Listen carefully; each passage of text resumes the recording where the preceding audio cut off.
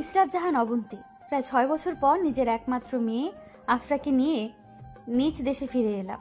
ভাবতেই অবাক লাগছে, আমি 6 বছর বিদেশে একা ছিলাম। মাকে ছাড়া আমি একটা দিনও থাকতে পারতাম না, আর সেই আমি কিনা এতগুলো দিন মাকে ছাড়া ছিলাম। এয়ারপোর্ট থেকে সোজা গাড়ি নিয়ে হোটেলে চলে গেলাম। হোটেলে আগেই রুম বুক করে রেখেছিলাম। মেয়েকে নিয়ে চলে এলাম হোটেলে। আমার মেয়ে আফরা প্রচুর খুশি মাম্মামের দেশে এসে। হোটেলে আসতে না আসতেই আফরা বায়না ধরেছে ঘুরতে বের হবে। সত্যি কথা বলতে আমার মেয়ের জন্যই আজ এতদিন পর দেশে আসা, কারণ আফরা তার জন্মদিনের গিফট হিসেবে তার মাম্মামের দেশে আসতে চেয়েছে। হোটেল এসে ফ্রেশ হয়ে আফরাকে নিয়ে ঘুরতে বের হলাম। আফরাকে চিড়িয়াখানা ঘুরতে দেখাতে নিয়ে গেলাম। আফরা চিড়িয়াখানায় গিয়ে বাঘ, হরিণ, হাতি, বানর আরো অনেক কিছু দেখে খুব আনন্দ পাচ্ছে। চিড়িয়াখানা থেকে গেলাম শিশু পার্ক, তারপর হোটেলে ফিরে এলাম। আফরা হোটেলে আসতেই চাইছিল না, আরো কিছু নাকি ঘুরবে সে। অনেক বুঝিয়ে ওকে নিয়ে হোটেলে ফিরলাম। পরদিন সকালে ব্রেকফাস্ট করে আজও আফরাকে নিয়ে বের হলাম। অনেক জায়গা ঘুরলাম আজ আফরাকে নিয়ে। হোটেল ফেরার পথে একটা পার্কে বসলাম আফরাকে নিয়ে। এই পার্কে অনেকগুলো স্মৃতি রয়েছে যেগুলো আজও ভুলতে পারিনি আমি। পুরনো কথাগুলো ভাবছিলাম, তখন আফরা বলে ওঠে যে আইসক্রিম খাবে। ওকে আইসক্রিম কিনে দিয়ে ওকে নিয়ে ফিরে এলাম হোটেলে। 3 দিন আফরাকে নিয়ে ঘুরোঘুরি শেষ করে আফরাকে নিয়ে রওনা হলাম কক্সবাজার। ভাবলাম দেশে যখন এসেছি তাহলে মেয়েকে সমুদ্রটাও দেখিয়ে নিয়ে যাই। কক্সবাজার পৌঁছাতে না পৌঁছাতেই রাত হয়ে গেল। পৌঁছেই সমুদ্রের কাছে একটা হোটেলে উঠলাম। এত জার্নি করার পরেও আমার মেয়েটার একটু বিরক্ত হচ্ছে না। মেয়েটা আমার প্রচুর ঘুরতে ভালোবাসে। পরের দিন ঘুম থেকে উঠেই দেখি 12:45 বাজে। অনেক রাত করে ঘুমিয়েছি, তাই বুঝতেই পারিনি কখন সকাল হয়ে দুপুর হয়ে গেল। আফরাকে নিয়ে একদম দুপুরের খাওয়া দাওয়া করে বিকেলের দিকে বের হলাম ঘুরতে। আফরা সমুদ্রের পাড়ে এসেই এদিক ওদিক ছোটাছুটি করছে, আর ওর সাথে আমিও ছোটাছুটি করছি। আফরার সামনে ছুটে যেতেই একটা লোকের সাথে ধাক্কা খেলো। লোকটা ফোনে কথা বলতে বলতে আসছিল। আফরার সাথে ধাক্কা খেয়ে লোকটার হাত থেকে ফোনটা পড়ে গেল। আমি তাড়াতাড়ি গিয়ে ফোনটা মাটি থেকে তুলে লোকটার দিকে এগিয়ে দিয়ে বললাম, সরি স্যার, আসলে আমার মেয়ে বুঝতে পারেনি, ও না বুঝে আপনাকে ধাক্কা দিয়ে ফেলেছে। I am extremely sorry, please কিছু মনে করবেন না। কথাগুলো বলে আমি লোকটার দিকে তাকাতেই অবাক হয়ে গেলাম। আমি ঠিক দেখছি কিনা ভুল বুঝতে পারছি না। এতগুলো বছর পর এই মানুষটার সাথে আবার এইভাবে দেখা হবে কখনো ভাবিনি। এই সেই লোকটা যার জন্য আমি আমার দেশ ছেড়ে পরিবার ছেড়ে বিদেশে চলে গিয়েছিলাম। লোকটার নাম সোহান। আমায় দেখে এতক্ষণ চুপ থাকলেও এবার কথা বলল সোহান। অবন্তী, তুমি এখানে কেমন আছো? তুমি কতগুলো বছর পর তোমাকে দেখলাম। আর কক্সবাজার কবে আসলে তুমি? পিচ্চি মেয়েটা তোমার অবন্তী। সরি স্যার, আমি আপনাকে চিনতে পারছি না। আর আমি অপরিচিত কারোর সাথে কথা বলতে পছন্দ করি না। আমার ভালো লাগে না কথা বলতে। আমার মেয়ে আপনাকে না বুঝে ধাক্কা দিয়ে ফেলেছে, সেজন্য সরি বলেই আমি আফরাকে নিয়ে অন্যদিকে নিয়ে চলে আসি সমুদ্রের পাড় থেকে। সোহান পেছন থেকে ডাকছিল, কিন্তু আমি ওর দিকে না তাকিয়েই চলে আসি। আমি কোনো কথা বলতে চাই না এই বেঈমান লোকটার সাথে। সন্ধ্যায় হোটেল রুমে চলে এলাম। এসে আফরাকে খাইয়ে দিয়ে ঘুম পাড়িয়ে দিলাম। আফরাকে ঘুম পাড়িয়ে ব্যালকনিতে গিয়ে চেয়ারটাতে বসলাম। আজ অনেক পুরনো স্মৃতি মনে পড়ে যাচ্ছে, যে স্মৃতিগুলো আমি এতদিন ধরে আমার মেয়েকে দেখে ভুলে থাকার চেষ্টা করে গেছি। সেই স্মৃতিগুলোই আজ আবার সামনে এসে দাঁড়াচ্ছে। চলুন আপনাদের 9 বছর আগের সময়গুলোতে নিয়ে যাই। আজ থেকে প্রায় 9 বছর আগে আমার সোহানের সাথে দেখা হয়। সোহান আর আমি একই ইউনিভার্সিটিতে পড়তাম। কলেজের প্রথম দিনে এই ক্লাসে ঢোকার সময় আমার ধাক্কা লাগে সোহানের সাথে, আর তখন থেকেই আমাদের পরিচয়। একটু একটু করে কথা বলতে বলতে আমাদের মধ্যে বন্ধুত্ব গড়ে ওঠে। সোহান মধ্যবিত্ত পরিবারের ছেলে ছিল। সোহানের বাবা ছিল না, মা আর বোনকে নিয়ে ছিল সোহানের ছোট্ট পরিবার। সোহানের বোন সোহানের থেকে 1 বছরের ছোট। বাবা না থাকার কারণে সোহানই সংসার চালাতো। সোহান পড়াশোনার পাশাপাশি একটা কোম্পানিতে চাকরিও করত। বন্ধুত্ব থেকে কখন যে আমি সোহানকে ভালোবেসে ফেলেছি আমি বুঝতেই পারিনি। সোহানকে অনেকবার বলতে গিয়েও আমি বলতে পারিনি ওকে আমি ভালোবাসি। আমি যে ওকে ভালোবাসি এটা সোহান জানতো। আমাদের বন্ধুরাই ওকে বলেছিল যে আমি ওকে ভালোবাসি, কিন্তু বলতে পারছি না। কয়েকদিন পর আমাদের ডিপার্টমেন্ট থেকে ঠিক করা হয় যে পিকনিকে যাবে। সবাই মিলে ঠিক করা হয় যে আমরা কক্সবাজার যাব 3 দিনের জন্য। আমরা সবাই খুব আনন্দিত ছিলাম এটা নিয়ে, কিন্তু হঠাৎ করে আমার সব আনন্দ শেষ হয়ে যায়, কারণ সোহান বলে যে সে আসবে না। ভাবলাম সোহান না গেলে আমি গিয়ে কি করব, তাই আমিও বলে আসলাম যে আমিও যাব না। আমি মন খারাপ করে চলে আসলাম, কারোর সাথে কোনো কথা না বলি। আমার বন্ধুরা এমনকি সোহানও বুঝতে পেরেছিল যে আমিও যাব না। পরের দিন কলেজে পিকনিকে যাওয়ার জন্য টাকা জমা দেওয়ার কথা। আমি টাকা নিয়েই কলেজে আসলাম। ভাবলাম যদি সোহান যায় তাহলে টাকা জমা দেব, তা না হলে দেব না। কলেজে যেতেই আমার বান্ধবী তানিশা বলল যে সোহানও যাবে, ওরা নাকি ওকে রাজি করিয়েছে। কথাটা শুনেই খুশিতে নাচতে আরম্ভ করলাম, আর নাচতে নাচতে সেই সোহানের গায়ে গিয়ে পড়লাম সবার সামনে। সোহান তাল সামলাতে না পেরে আমায় নিয়েই মাটিতে পড়ে গেল। এতটা খুশি হয়েছিলাম তখন যে ইচ্ছে করছিল সোহানের গালে চুমু দিয়ে দেই। আমি যে সোহানের উপর পড়ে গিয়েছি সেদিকে আমার খেয়ালই ছিল না। আমি যেন একটা অন্য জগতে চলে গেছি, যেখানে আমি আর সোহান ছাড়া আর কেউ নেই। লাফানোর সময় তো একটু দেখে লাফাবে নাকি? এইভাবে আমার উপর পড়েই থাকবে নাকি তুমি? সবাই দেখছে তো আমাদের, সবাই কিন্তু অন্য কিছু মাইন্ড করবে। অবন্তী, উঠো। সোহানের কথায় যেন আমি বাস্তবে ফিরে এলাম, সাথে একটু লজ্জাও পেলাম। এতক্ষণ ধরে সবাই দেখছিল আমার বন্ধুরা অনেক ফাজলামি করছিল। পিকনিকের টাকা জমা দিয়ে বাসায় চলে আসলাম। পরের দিন সন্ধ্যায় আমরা পৌঁছে গেলাম কক্সবাজার সমুদ্র সৈকতে। পৌঁছার পর হোটেলে গিয়ে ফ্রেশ হয়ে বন্ধুরা সবাই মিলে সমুদ্র পাড়ে গেলাম। রাতে সমুদ্রটা অনেক সুন্দর লাগে দেখতে। সবাই অনেক মজা করছে, গান গাইছে, নাচছে। আমি শুধু বসে বসে দেখছি সোহানকে। সোহানের হাসিটা খুব সুন্দর। সোহানকে দেখছি আর ভাবছি যে এবার আমাকে বলতেই হবে ওকে আমি ভালোবাসি। অনেক রাত হয়েছে দেখে সবাই এক এক করে রুমে চলে যাচ্ছে, আর আমিও চলে আসলাম। রুমে এসে ভাবতে লাগলাম কি করে সোহানকে বলবো ভালোবাসার কথা। রুমে পায়চারি করতে দেখে বান্ধবীরা জিজ্ঞেস করলো আমার কি হয়েছে। আমি তাদের উত্তরে বলে দিলাম কি ভাবছি। তারা শুনে হা হা করে হেসে দিল। তাতে আমারও খুব রাগ হলো। আমি বাইরে চলে আসতে চাইলে সবাই আমায় আটকে দেয় আর বলে যে ওরা নাকি আমায় কাল হেল্প করবে সোহানকে কথাটা বলতে। সকালে আমরা সবাই মিলে ঘুরতে বের হলাম। যা যা দেখার আছে প্রায় সবই দেখে এলাম, কারণ আমরা কাল সকালেই ঢাকায় ফিরে যাব। আমাদের 3 দিন থাকার কথা থাকলেও আর থাকা হলো না। সারাদিন ঘুরে ফিরে এসে আমরা সমুদ্র পাড়ে বসে আড্ডা দিতে লাগলাম। আজ আমরা সারা রাত আড্ডা দিব।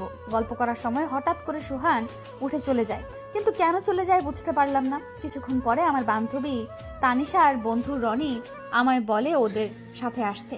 আমি ওদের কথা শুনে ওদের সাথে আসি। আমরা যে হোটেলে উঠেছি সেই হোটেলের পাশে একটা ছোট্ট ক্যাফে আছে। ক্যাফেটা ছোট হলেও অনেক সুন্দর। ক্যাফের ভেতরে যেতেই তানিশা আমার চোখ বেঁধে দিল। বুঝতে পারলাম না যে কেন বেঁধে দিল আর কেনই বা আমাকে এখানে নিয়ে এলো। অনেকবার জিজ্ঞেস করার পরেও তানিশা বা রনি কেউ কিছু বলল না। উল্টো রনি আমায় ধমক দিয়ে চুপ করে থাকতে বলল। ওরা আমায় চোখ বাঁধা অবস্থাতেই কোথা থেকে একটা নিয়ে যাচ্ছে, কোথায় নিয়ে যাচ্ছে সেটা জানি। হঠাৎ করে ওরা আমায় নিয়ে থেমে গেল। একটু পরে কেউ বলে উঠল, কি জানি কেমন করে বাধা পড়ে গেছি আমি পুরোটাই। চুপি চুপি মন বলে সারাক্ষণ আমি তোমাকে চাই। আই লাভ ইউ অবন্তী, আমি সত্যি তোমায় অনেক ভালোবাসি। তুমিও কি ভালোবাসবে আমায়? এবার তানিশা আমার চোখটা খুলে দিল। চোখ খুলেই দেখি সোহান আমার সামনে হাঁটু গেড়ে লাল গোলাপ নিয়ে বসে আছে। সোহান আমায় ভালোবাসবে এটা শুনেই আমি থমকে গেছি। সোহান নিজে থেকে আমায় প্রপোজ করলো। আমি হা হয়ে সোহানের দিকে তাকিয়ে আছি দেখে সোহানও আবার বলল, আমি হা হয়ে সোহানের দিকে তাকিয়ে আছি দেখে সোহান আবারও বলল যে অবন্তী ভালোবাসবে আমায়। আমি হয়তো তোমার বাবার মতো তোমায় রানী করে রাখতে পারবো না, কিন্তু আমার ছোট্ট রাজ্যে তোমায় ভালোবাসা দিয়ে রানী করে রাখবো। আমি হয়তো অন্যদের মতো তোমায় প্রতিদিন দামি রেস্টুরেন্টে নিয়ে যেতে পারবো না, কিন্তু তোমার সাথে প্রতিদিন হুট খোলা রিক্সায় চড়ে বা রাস্তা দিয়ে হেঁটে হেঁটে বাদাম খাওয়াতে পারবো। তুমি কি ভালোবেসে আমার হাতটা ধরবে অবন্তী? কথা দিচ্ছি তোমায় কখনো তোমার হাতটা ছাড়বো না আমি। আমি সোহানের কথা শুনে সোহানকে জড়িয়ে ধরে ছোট বাচ্চাদের মতো কেঁদে দিলাম। সোহান ওর দুটো হাত দিয়ে শক্ত করে আমায় জড়িয়ে নিল ওর বুকে। সোহান আমাকে ওর বুকে রেখেই বলে উঠল, এইভাবে কি কেঁদেই যাবে নাকি আমার কথাগুলোর উত্তর দিবে? কিছু না বলে শুধু কেঁদেই যাচ্ছ। আমি কি তোমায় মেরেছি নাকি এইভাবে কাঁদছো? তুমি কি আমার হাতটা ধরবে না? ভালোবাসবে না আমায়? আমিও ভালোবাসি তো তোমায়, অনেক অনেক ভালোবাসি। আমি আমার জীবনের থেকেও বেশি ভালোবাসি তোমায়। ভালোবাসো তাহলে এতদিন বললে না কেন ভালোবাসো? শুধু তুমি একা একা ভালোবেসে গেলেই হবে নাকি? যাকে ভালোবাসো তাকে বলতে হবে। কেন বলতে হবে সব? তুমি কি বোঝো না যে আমি তোমাকে ভালোবাসি? আর মেয়েরা কখনো আগে ভালোবাসার কথা বলে না, ভালোবাসার কথা ছেলেরাই বলতে হয়। আগে তো আমিই বললাম, কিন্তু তুমি এখনো বললে না কিছু। আমায় ভালোবাসো কিনা। আমি তোমায় আই লাভ ইউ বললাম, তার উত্তরে তুমি আমায় কিছুই বললে না, কিছু না বলে কাঁদতে শুরু করে দিলে। I love you to my dear sweetheart. আমি তো তোমায় অনেকদিন আগে থেকেই ভালোবাসি, অনেক বেশি। তোমার জন্য আমি মরতেও পারি। কি বলছো কি এসব? মরার কথা কেন বলছো? তোমায় আমি কখনো মরতে দিবই না। আর তুমি মরে গেলে আমি ভালোবাসবো কাকে? তোমায় আমি অনেক ভালোবাসবো, কখনো তোমায় কষ্ট দিব না। আমি সবসময় চাইবো তোমার আগে যেন আমি মরে যাই। সারা রাত আমি আর সোহান গল্প করতে করতেই কাটিয়ে দিলাম। সকালে নাস্তা করে ঢাকার উদ্দেশ্যে রওনা দিলাম। ভালোভাবে সবাই বাসায় চলে এলাম। তারপর থেকে সব সময় আমি আর সোহান একসাথে থাকতাম। সোহান আমাকে ওর বাসায়ও নিয়ে গিয়েছিল ওর মার সাথে পরিচয় করাতে। প্রথম দিনের আলাপেই সোহানের মা আর বোন আমায় আপন করে নিয়েছে। ওরা সবাই খুব ভালো। তারপর থেকে আমি প্রায় সোহানের বাসায় চলে যেতাম সোহানের মা আর বোনের সাথে দেখা করতে। গিয়ে সবার সাথে গল্প করতাম, মজা করতাম অনেক। সোহানও থাকতো, আবার মাঝে মাঝে থাকতো না। আস্তে আস্তে আমার আর সোহানের সম্পর্কটা আরো গভীর হতে থাকে। হঠাৎ করে একদিন কলেজ মাঠে বসে থাকার সময় সোহান আমায় বলে যে, অবন্তী, আমার মাঝে মাঝে প্রচন্ড ভয় করে জানো। আমার সব সময় মনে হয় যে আমি হয়তো তোমায় হারিয়ে ফেলবো। তোমায় ছাড়া আমি থাকতে পারবো না অবন্তী, বিশ্বাস করো, আমি মরে যাব তোমায় ছাড়া। মরার কথা বলবে না আর কখনো। আমার খারাপ লাগে তুমি মরার কথা বললে। কেন বলো তুমি মরার কথা? আর আমি তোমায় ছেড়ে কোথাও যাব না। তোমার থেকে দূরে গেলে তো আমি। বলার আগেই সোহান আমার মুখে হাত দিয়ে আটকে দেয় আর বলে যে আর কিছু বলবে না তুমি, বলেই জড়িয়ে ধরে। তারপর আমরা আর কিছুক্ষণ বসে থাকার পর বাসায় চলে যাই। পরের দিন সোহান আর কলেজে আসেনি, কারণ ও যে কোম্পানিতে চাকরি করে সেখানে এখন কাজের চাপ বেশি। আর তাছাড়া সোহান অনেকদিন ছুটি কাটিয়েছে। ফোনেই কথা হতো আমাদের। সোহানের যেদিন খুব বেশি দেখতে ইচ্ছে করতো আমায়, সেদিন সোহান আমাদের বাসার সামনে এসে আমায় ফোন দিয়ে বলতো বারান্দায় দাঁড়াতে, তারপর দূর থেকে দেখেই চলে যেত। এইভাবেই আমাদের সম্পর্কটা চলতে থাকে। আমাদের সম্পর্কের যখন 1 বছর পূর্ণ হয়, সেদিন সোহান আমায় নিয়ে ঘুরতে বের হয়েছিল। সেদিন সে আমায় একটা শাড়ি আর চুড়ি গিফট করেছিল। সেদিনটা অনেক আনন্দে মজা করে কাটিয়েছিলাম আমরা দুজন দুজনের অনেকটা কাছে চলে এসেছিলাম। আমাদের মধ্যে ঝগড়াঝাঁটি, মান অভিমান, রাগ সবই ছিল। সেই সাথে ভালোবাসাটাও আরো বেশি ছিল। দেখতে দেখতে আরো 1 বছর পার হয়ে গেল আমাদের সম্পর্কে। এবছর আমি সোহানকে সারপ্রাইজ দিয়েছি। আমি একটা লাল বেনারসি, হাতে চুড়ি, চোখে কাজল, হালকা লিপস্টিক দিয়ে বেরিয়ে পড়লাম। আজ আমি বেনারসি পরেছি, তার কারণ হচ্ছে আমি আজ সোহানকে বিয়ে করব। এই কথাটা সোহান জানে না, জানলে সোহান আসবে না, তাই ওকে আগে থেকে বলিনি। শুধু আমার খুব কাছের কয়েকজন বন্ধু জানে, তারাই সোহানকে কাজী অফিসে আসতে বলেছে। আমি একটা রিক্সা নিয়ে চলে এলাম কাজী অফিস। আমি এসে দেখি সবাই চলে এসেছে, এমনকি সোহানও চলে এসেছে। সোহান আমায় এইভাবে দেখে একদম ভেবাচাকা খেয়ে গেছে। আমায় এইভাবে দেখে সোহান একটু হলেও ঘটনাটা আন্দাজ করতে পেরেছে, তাই কোনো কথা না বলে আমার হাত ধরে টেনে বাইরে নিয়ে এলো। এসে বলল, তুমি কি করতে চাইছো বলো তো? এসবের মানে কি? ওরা সবাই আমায় মিথ্যা বলে এখানে নিয়ে আসলো, কিন্তু কেন? তুমি তো বলতে পারতে আমায়। বলনি কেন যে তুমি আজ আমায় বিয়ে করতে চাও? তুমি ওদের বলেছো মিথ্যা বলতে, তাই না? এসব কেন করছো তুমি? তুমি আমায় বিয়ে করতে চাও, আমায় আগে বলতে পারতে। আমি নিজে গিয়ে তোমার বাবা মা ভাই সবার সাথে কথা বলতাম। এইভাবে লুকিয়ে কেন করতে চাইছো? তুমি একটু থামবে? আমায় বলার সুযোগ না দিলে আমি কিভাবে বলবো বলো তো? আর তুমি এভাবে রেগে কেন যাচ্ছ? আমি কি এমন করেছি? তুমি এত কিছু ঠিক করে ফেললে, আমায় একবারও বলার প্রয়োজন মনে করলে না? কেন আমায় আগে বললে কি হতো? আর আমি বুঝতে পারতেছি না যে লুকিয়ে বিয়ে কেন করতে হবে।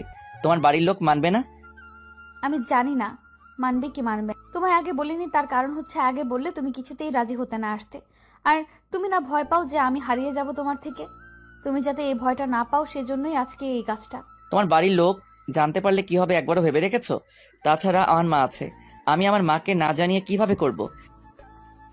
তুমি মাকে নিয়ে ভাবছো যে মা রাজি হবে কিনা? ওকে দাঁড়াও, আমি তোমার সব ভাবনা দূর করে দিচ্ছি। আমি ফোনটা বের করে শিলার, সোহানের বোনের ফোনে কল দিলাম।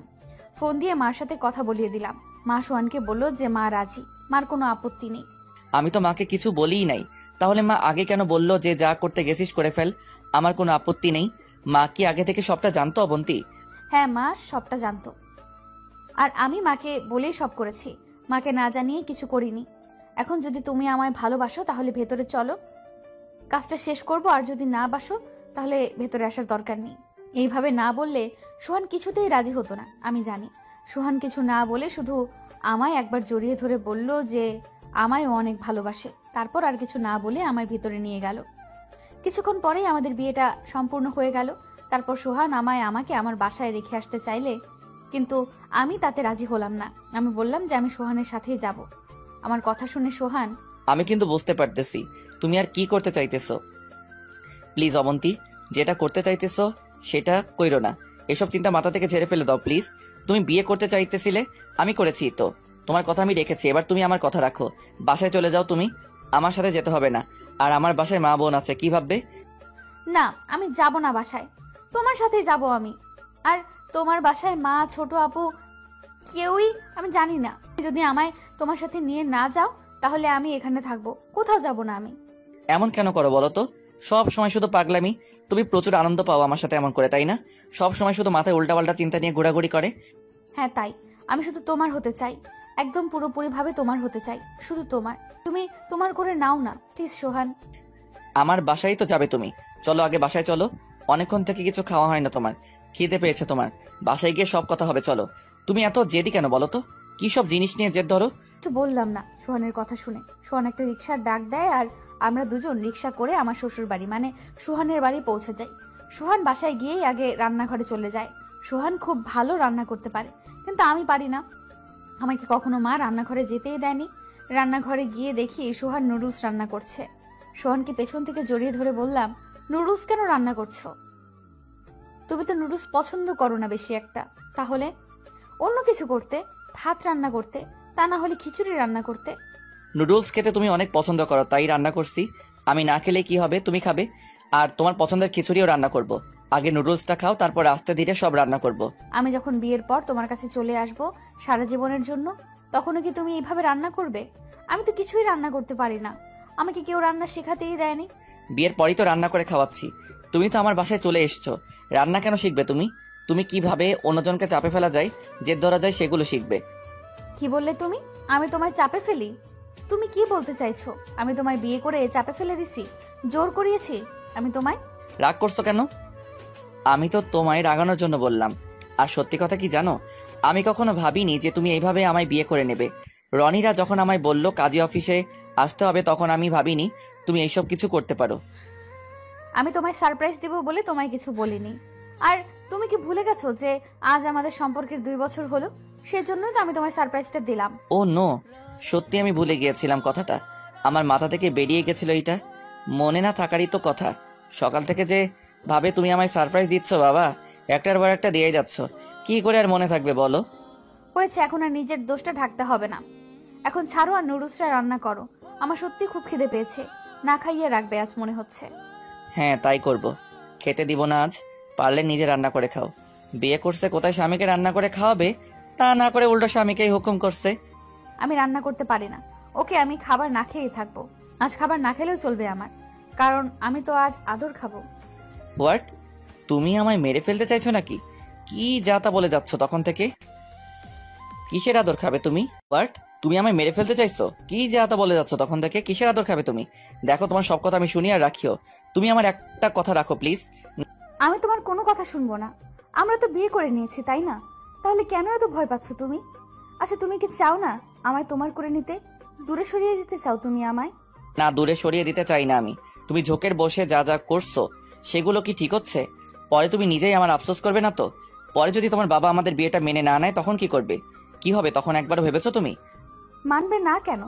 বাবা আমায় প্রচুর ভালোবাসে, আর আমি বাবা মার একমাত্র মেয়ে। তা তো চাইবে না যে তাদের মেয়ে কষ্ট পাক। তাছাড়া তোমায় না মানার তো কোনো কারণ দেখছি না আমি। কারণ আছে অবন্তী, অনেক কারণ আছে, কিন্তু সেগুলো তুমি দেখতে চাইছো না। তুই যতই বলো তোমার বাবা আমায় মেনে নেবে, কিন্তু আমি জানি তারা আমায় মানবে না। অনেক কথা হয়েছে, এবার প্লিজ খেতে দাও। আমার এখন সত্যি সত্যি খুব খিদা পেয়েছে। সেই সকালে বাসা থেকে খেয়ে বের হয়েছি, আর এখন দুপুর হয়ে বিকাল হয়ে প্রায় সন্ধ্যা হয়ে গেল। সোহান মুচকি একটা হাসি দিয়ে বলল যে রুমে গিয়ে বসো, আমি নিয়ে আসছি। আমি লক্ষ্মী মেয়ের মতো ওর রুমে চলে আসলাম।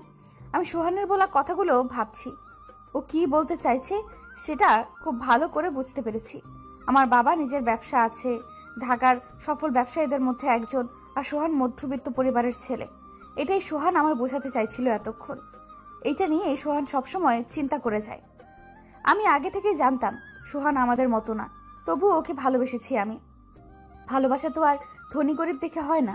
আনমনে এই কথাগুলো ভাবতে ভাবতেই সোহান হাজির নুডলস নিয়ে।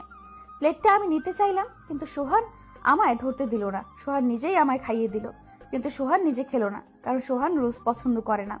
তাই আমি আর ওকে জোরও করলাম না। তারপর সোহান আমায় ফ্রেশ হয়ে নিতে বলল।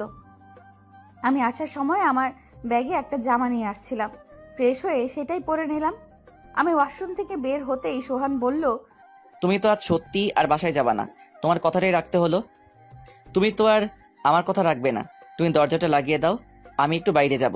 আমি ছাড়া কেউ দরজা নক করলে খুলবে না, আর আমি বাইরে থেকে লক করে যাব, তাই হয়তো কেউ নক করবেও না, আর যদিও করে খুলবে না। আমি এখনই চলে আসবো।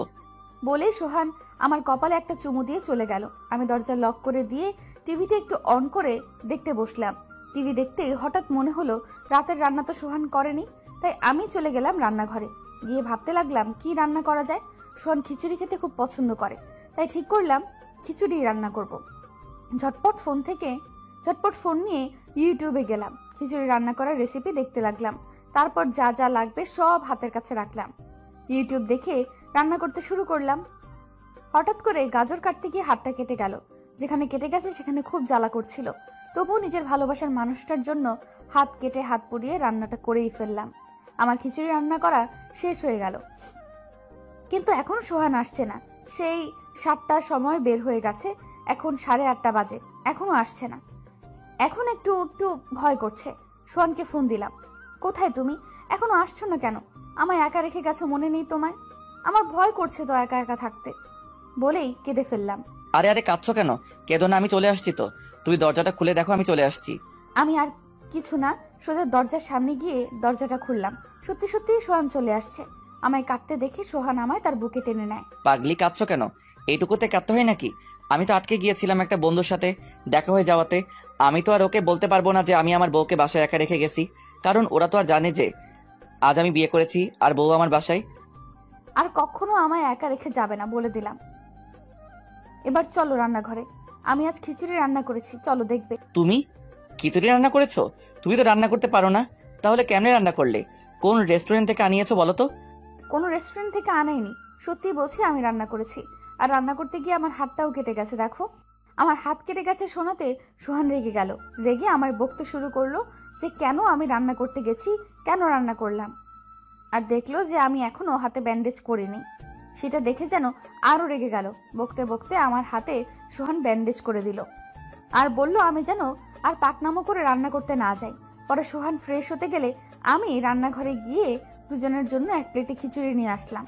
আমি নিজের হাতে ওকে খাইয়ে দিতে লাগলাম। সোহান খাচ্ছে, কিন্তু একবারও আমায় খেতে বলছে না। আমিও কিছু বললাম না। সোহান খাবার শেষ করে উঠে পানি খেতে চলে গেল, আর আমিও হাত ধুয়ে এসে ওর পাশে বসলাম আর বললাম, কেমন হয়েছে? কিছু বললে না তো, আর আমাকে তো খেতে বললে না। আমার কি খিদে পাইনি? খাইয়েও দিবে না আমায়? আমার কিন্তু অনেক খিদা পেয়েছে। ভালো হয়েছে তো, দাঁড়াও আমি নিয়ে আসছি। তুমি উঠবে না কিন্তু এখান থেকে, চুপচাপ বসে থাকো। প্রায় 15 মিনিট পর সোহান আসলো খাবার নিয়ে, কিন্তু খিচুড়ি না, বিরিয়ানি।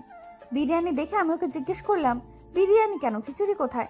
আর তুমি বিরিয়ানি কখন আনলে? আমি তো দেখিনি। আমি বিরিয়ানি খাবো না, আগে খিচুড়ি খাবো। না, তুমি এটাই খাবে। আমি এইটা নিয়ে আসছি। ভাবছি রাতে রান্না করব না, কিন্তু এসে দেখি তুমি রান্না করে ফেলছো, তাই আর কিছু বলিনি। ফ্রিজে রেখে দিয়েছিলাম, আর এখন গরম করে নিয়ে আসলাম। তুমি খাবে না? খাবো তো, খাবো না কেন, দাও খাবো। সোহান আমায় খাইয়ে দেয়। খাবার খাওয়া শেষ হলে সোহান প্লেট রেখে একটু রুমে যায়, আর আমি এই ফাঁকে রান্নাঘরে গিয়ে 1 চামচ খিচুড়ি মুখে দেই। মুখে দেওয়ার পর আমি আর কিছু বলতে পারছি না, এত ঝাল যা বলার বাইরে। ঝালে আমার চোখে পানি চলে এসেছে। আমি তাড়াতাড়ি করে ঝাল কমানোর জন্য ফ্রিজ থেকে ঠান্ডা পানির বোতল বের করে খেতে শুরু করলাম। আমি সোফায় বসে পানি খাচ্ছিলাম আর কাঁদছিলাম। তখন সোহান আসে, এসে দেখে যে আমি কাঁদছি। কি হয়েছে তোমার? আবার কাঁদছো কেন? আমি তো বললাম আমি একটু ওয়াশরুম থেকে আসছি। ভয় পেয়েছো কিছু দেখে? বলো আমায়। তুমি আমায় মিথ্যা কথা কেন বললে? কেন বললে যে খিচুড়ি ভালো হয়েছে? একটুও ভালো হয়নি। এত ঝাল তুমি খেলে কিভাবে? আমায় বললে না কেন যে ঝাল হয়েছে? তাহলে তোমায় এত ঝাল খেতে হতো না। কেন খাবো না? আমার ভালোবাসার মানুষটা আমার জন্য এত কষ্ট করে রান্না করলো, আর আমি খাবো না? আমি তোমার জন্য সব করতে পারি। তুমি যদি আমায় বিষ দিয়েও খেতে বলো, তাহলে আমি তাই খেয়ে নেব। আমি তো 1 চামচ খেয়েই ঝালে কথা বলতে পারছি না। তুমি কিভাবে খেলে? আমি আর কিছুই বলতে পারলাম না। তার আগে সোহান আমার ঠোঁট দুটো ওর দখলে নিয়ে নিল। কিছুক্ষণ পর ছেড়ে দিল। আমি জড়িয়ে ধরলাম সোহানকে। এইভাবে কিছুক্ষণ থাকার পর সোহান ঘুমাতে যেতে বলল যে সে বিছানা ঠিক করে আসছে। বিছানা ঠিক করে আমায় ডাকলো সোহান। আমি বললাম যে একটু পর আসছি। আমি এখন সকালে সেই বেনারসিটা পরবো, সোহানের বউ সাজবো আমি এখন। সকালে যখন পড়েছিলাম তখন তো সোহানের বউ ছিলাম না। সাজ শেষ হয়ে চলে গেলাম সোহানের রুমে। সোহান আমায় এই সাজে দেখে বাইরে চলে যেতে লাগলো, কিন্তু আমি ওর হাতটা ধরে ফেললাম। দেখো অবন্তী, তোমায় আমি আগেও বলেছি আর এখন আবার বলছি, তুমি যেটা করছো ঠিক করছো না কিন্তু। আর কিছু বলার সুযোগ পেল না সোহান, কারণ কিছু বলার আগে ওর ঠোঁট দুটোতে আমি চুমু বসিয়ে দিয়েছি। তারপর আস্তে আস্তে সোহানও আমায় একদম কাছে চলে এলো। তারপর দুজনের মধ্যে হারিয়ে গেলাম। কি হয়েছে বুঝে নিয়েন সবাই। সকালে ঘুম ভাঙার পর দেখি আমি সোহানের বুকের ওপর শুয়ে আছি। ঘুমন্ত অবস্থায় সোহানকে কতটা কিউট লাগে। সোহানের কপালে একটা চুমু দিয়ে ফ্রেশ হতে চলে গেলাম, কারণ আজ বাসায় ফিরতে হবে। কাল বাসায় বলে এসেছিলাম যে একটা ফ্রেন্ডের বার্থডে পার্টি আছে। তাড়াতাড়ি ফ্রেশ হয়ে এসে সোহানকে ডেকে তুলে দিলাম। ঘুম থেকে উঠেই আবার দুষ্টুমি শুরু করে দিয়েছে বদমাসটাকে জোর করেই ফ্রেশ হতে পাঠালাম। এমনিতেই অনেকটা দেরি হয়ে গেছে ঘুম থেকে উঠতে। সোহান ফ্রেশ হয়ে এসে চা করতে চলে গেল আর বলল যে চা খেয়েই আমাকে রেখে আসবে বাসায়। আমিও কিছু না বলে সোফায় গিয়ে বসলাম। তারপর চা খেয়ে বেরিয়ে পড়লাম। সোহান আমার বাসার সামনে রেখে ওর অফিসে চলে গেল। আজ আমি অনেক খুশি, এত খুশি কি আর বলবো। কাউকে বলে বোঝাতে পারবো না যে আমি ঠিক কতটা খুশি কাউকে বলে বোঝাতে পারবো না। পরের দিন কলেজে যাওয়ার সাথে সাথে বন্ধুরা ট্রিট দে করে মাথাটা খারাপ করে দিচ্ছিল। আমি জানি ওদের ট্রিট না দেওয়া পর্যন্ত ওরা আমায় ছাড়বে না, তাই ওদের একটা রেস্টুরেন্টে নিয়ে গেলাম। আর ওদের রেস্টুরেন্টে নিয়ে যাওয়ার মানে আমার পার্স একদম ফাঁকা। হারামিগুলো খাচ্ছে আর সোহানকে ভিডিও কলে দেখাচ্ছে আর বলছে যে তোর বউয়ের সব টাকা আজকে শেষ করে দিলাম। সোহান শুধু মুচকি মুচকি হাসছে। সোহানের সাথে আমার প্রায় 3 দিন দেখা হতো। মাঝে মাঝে আমরা ঘুরতেও যেতাম। এইভাবেই ভালোই কাটছিল আমাদের দিনগুলো। আমাদের ফাইনাল পরীক্ষা শেষ হলো আজ। আমি বাসায় গিয়ে দেখি বাসায় অনেক লোক। বাবার এক বন্ধু আসছে, তার সাথে তার স্ত্রী আর ছেলে মেয়ে। আমি 2-1 বার দেখেছিলাম বাবার বন্ধুকে, তাই চিনতে পারলাম। আমি একটু কথা বলে ভেতরে চলে গেলাম। আমি ফ্রেশ হয়ে ড্রেস পাল্টে ছাদে যাব, সে সময় আমার ভাইয়া এসে বাইরের রুমে আসতে বলে। আমি জিজ্ঞেস করলাম কেন যাব, কিন্তু ভাইয়া কিছু না বলে চলে গেল। আমরা এক বোন এক ভাই। ভাইয়া আমার বড়। ভাইয়া বাবার সাথেই ব্যবসা সামলায় পড়াশোনা শেষ করে। আমি আর কিছু না ভেবে চলে গেলাম। বাবার পাশে সোফায় বসলাম। বাবার বন্ধুর স্ত্রী আমায় এটা ওটা অনেক কিছু জিজ্ঞেস করছে। আমিও ভালোভাবেই কথা বলছি। তারপর ওরা আমায় চলে আসতে বলল। চলে এলাম। আমি এসে সোহানের সাথে একটু কথা বলে ঘুমিয়ে পড়লাম। শরীরটা ভালো লাগছে না, তাই রাতে সবাই একসাথে খেতে বসেছি। খাবার সময় বাবা বলল আজ তার যে বন্ধু এসেছিল তার ছেলের সাথে নাকি আমার বিয়ে ঠিক করে ফেলেছে। কথাটা শুনেই প্রচুর রাগ হলো আমার। রেগে বাবাকে বললাম, বিয়ে ঠিক করেছো মানেটা কি? তোমরা আমার বিয়ে ঠিক করে ফেললে আর আমায় একবারও বললে না, একবারও জানতে চাইলে না যে আমি এই বিয়েতে মত আছে কি নেই, আমি এই ছেলেকে বিয়ে করতে চাই নাকি না। আমার মতামতের কি কোনো দাম নেই তোমাদের কাছে? আমি এইভাবে কথা বলাতে বাবা আর ভাইয়া অনেক রেগে গেল, কিন্তু ভাইয়া তার কথাটা প্রকাশ করলো না। ভাইয়াকে দেখে মনে হলো ভাইয়া আগে থেকে জানতো এমন কিছুই হবে। ভাইয়া কিছু না বললেও বাবার আগে বলে উঠলো, এইভাবে কথা বলতে শিখলে কবে থেকে? আর আমি ওকে ছাড়া অন্য কাউকে বিয়ে করতে পারবো না। আর তাছাড়া আমার বিয়ে হয়ে গেছে। বিয়ে হয়ে গেছে মানে? কাকে বিয়ে করেছো তুমি? তুমি এইভাবে যাকে তাকে বিয়ে করে ফেলতে পারো না। আমাদের একটা সম্মান আছে সমাজে। আমি যাকে তাকে বিয়ে করিনি বাবা। আমি যাকে ভালোবাসি তাকেই বিয়ে করেছি আমি। আর আমি ওর সঙ্গেই থাকবো। ওকে ছাড়া আমি মরে যাব। বাবা আমায় মারতে আসবে ঠিক তখনই ভাইয়া বাবার হাত ধরে ফেলে আর বাবাকে শান্ত হতে বলে। তারপর ভাইয়া বাবাকে অনেক বোঝায় যেন আমি যাকে ভালোবাসি তাকে মেনে নেয়। আমি জানতাম আর কেউ আমায় না বুঝলেও আমার ভাইয়া আমায় বুঝবে। আমার ভাইয়া আমায় অনেক ভালোবাসে। ভাইয়া আমায় বলে যে আমি যাকে ভালোবাসি তার নাম ঠিকানা সব দিতে। ভাইয়া নাকি খোঁজ নিয়ে দেখতে চায় কেমন ছেলে পছন্দ করেছি আমি। আমিও সোহানের ঠিকানাটা দিয়ে দিলাম। বাবা আর কিছু বলল না, শুধু ভাইয়াকে বলল যা ভালো হয় সেটা করতে। আমিও আর কথা না বাড়িয়ে চলে আসলাম। এসে সোহানকে ফোন করে সবটা বলে দিলাম যে আমি বাড়িতে সবাইকে সবটা বলে দিয়েছি। সবটা শুনে সোহান খুবই চিন্তায় পড়ে গেছে বলে মনে হলো আমার।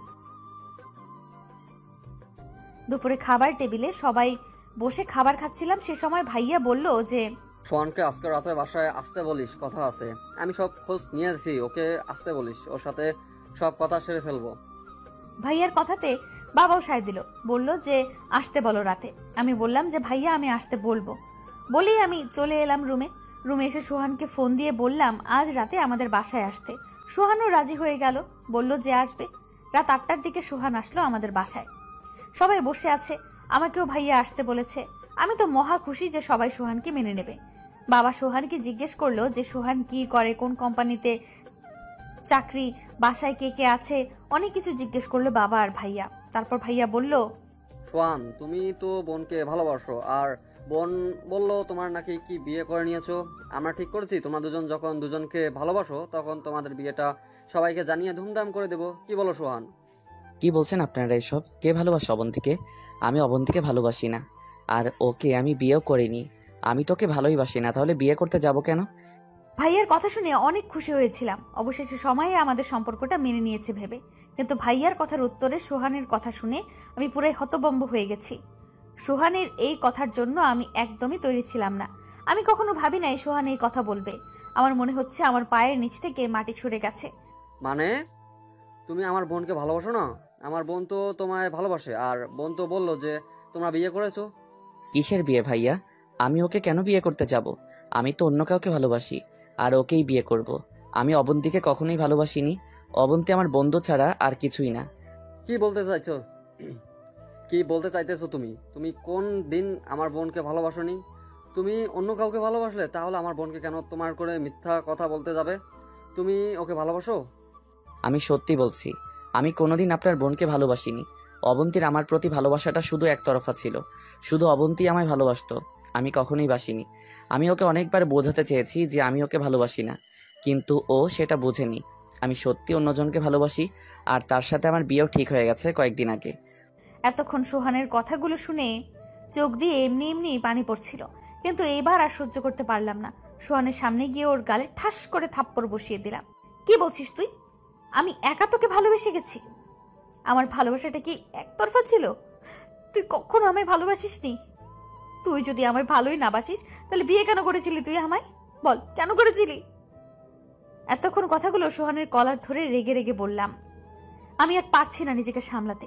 কলার ছাড়ো অবন্তী, তুই তোকারি করছো কেন? আর আমি যা বলেছি ঠিকই বলেছি। আমি কখনোই তোমাকে ভালোবাসিনি, আমি কখনোই তোমায় ভালোবাসিনি। আর তোমায় বিয়ে করারও প্রশ্ন আসে না।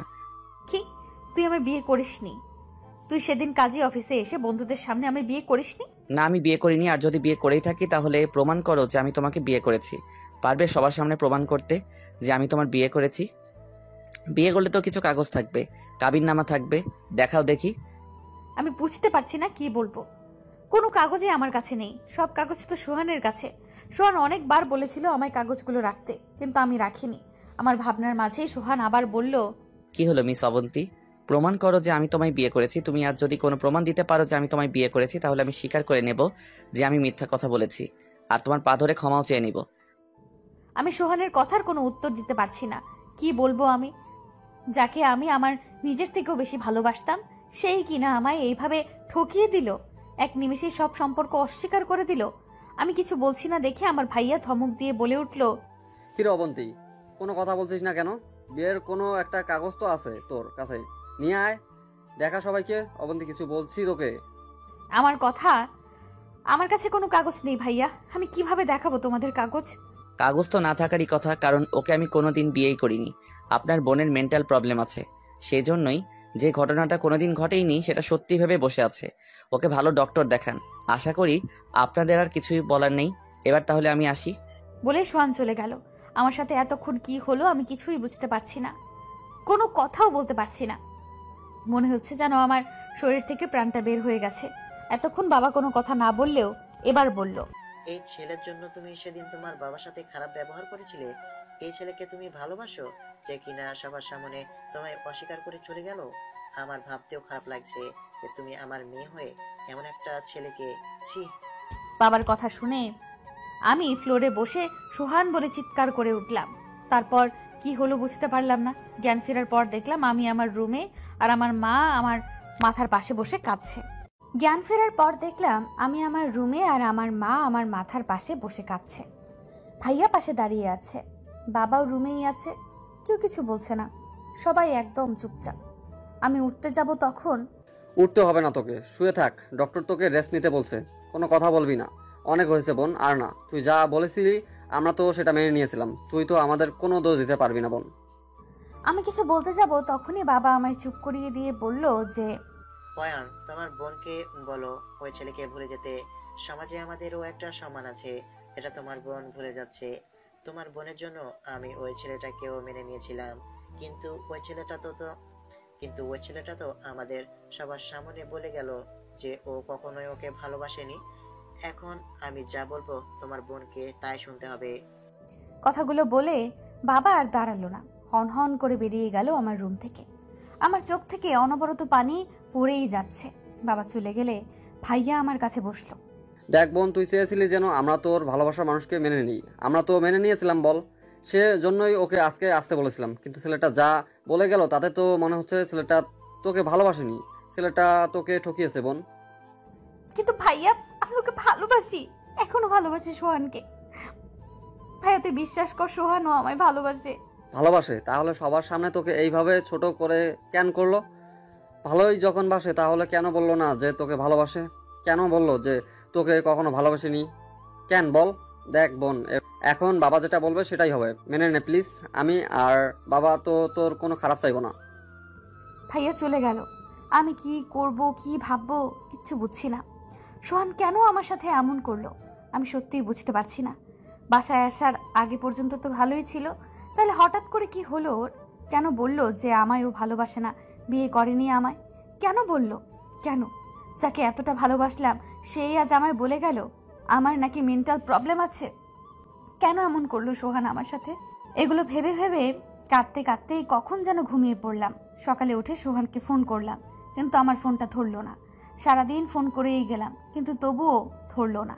শিলার কাছে কল করলাম, কিন্তু বন্ধ বলল। রাতে আবার কল করলাম সোহানকে, কিন্তু বন্ধ। সোহান আর আমার সাথে কথা বলেনি। অনেকভাবে সোহানের সাথে একটু কথা বলার চেষ্টা করেছি, কিন্তু পারছি না। আমার বান্ধবী তানিশাকে বললাম সবটা। তানিশাও চেষ্টা করছে, কিন্তু কোনোভাবেই সোহানকে পাচ্ছে না। 5 দিন কেটে গেল, কিন্তু সোহানের সাথে কথা বলতে পারছি না। আমার সোহানের সাথে কথা বলতেই হবে, যে করেই হোক। কয়েকদিন থেকে ঠিকমতো খাচ্ছি না, রুমের বাইরে বের হই না। আজ সকালেও খাইনি, দুপুরে মা খাবার দিয়ে গেছে। মা খাইয়ে দিতে চেয়েছিল, আমি না করাতে দেয়নি। শরীরটা কেমন জানি খারাপ লাগছে কয়েকদিন থেকে।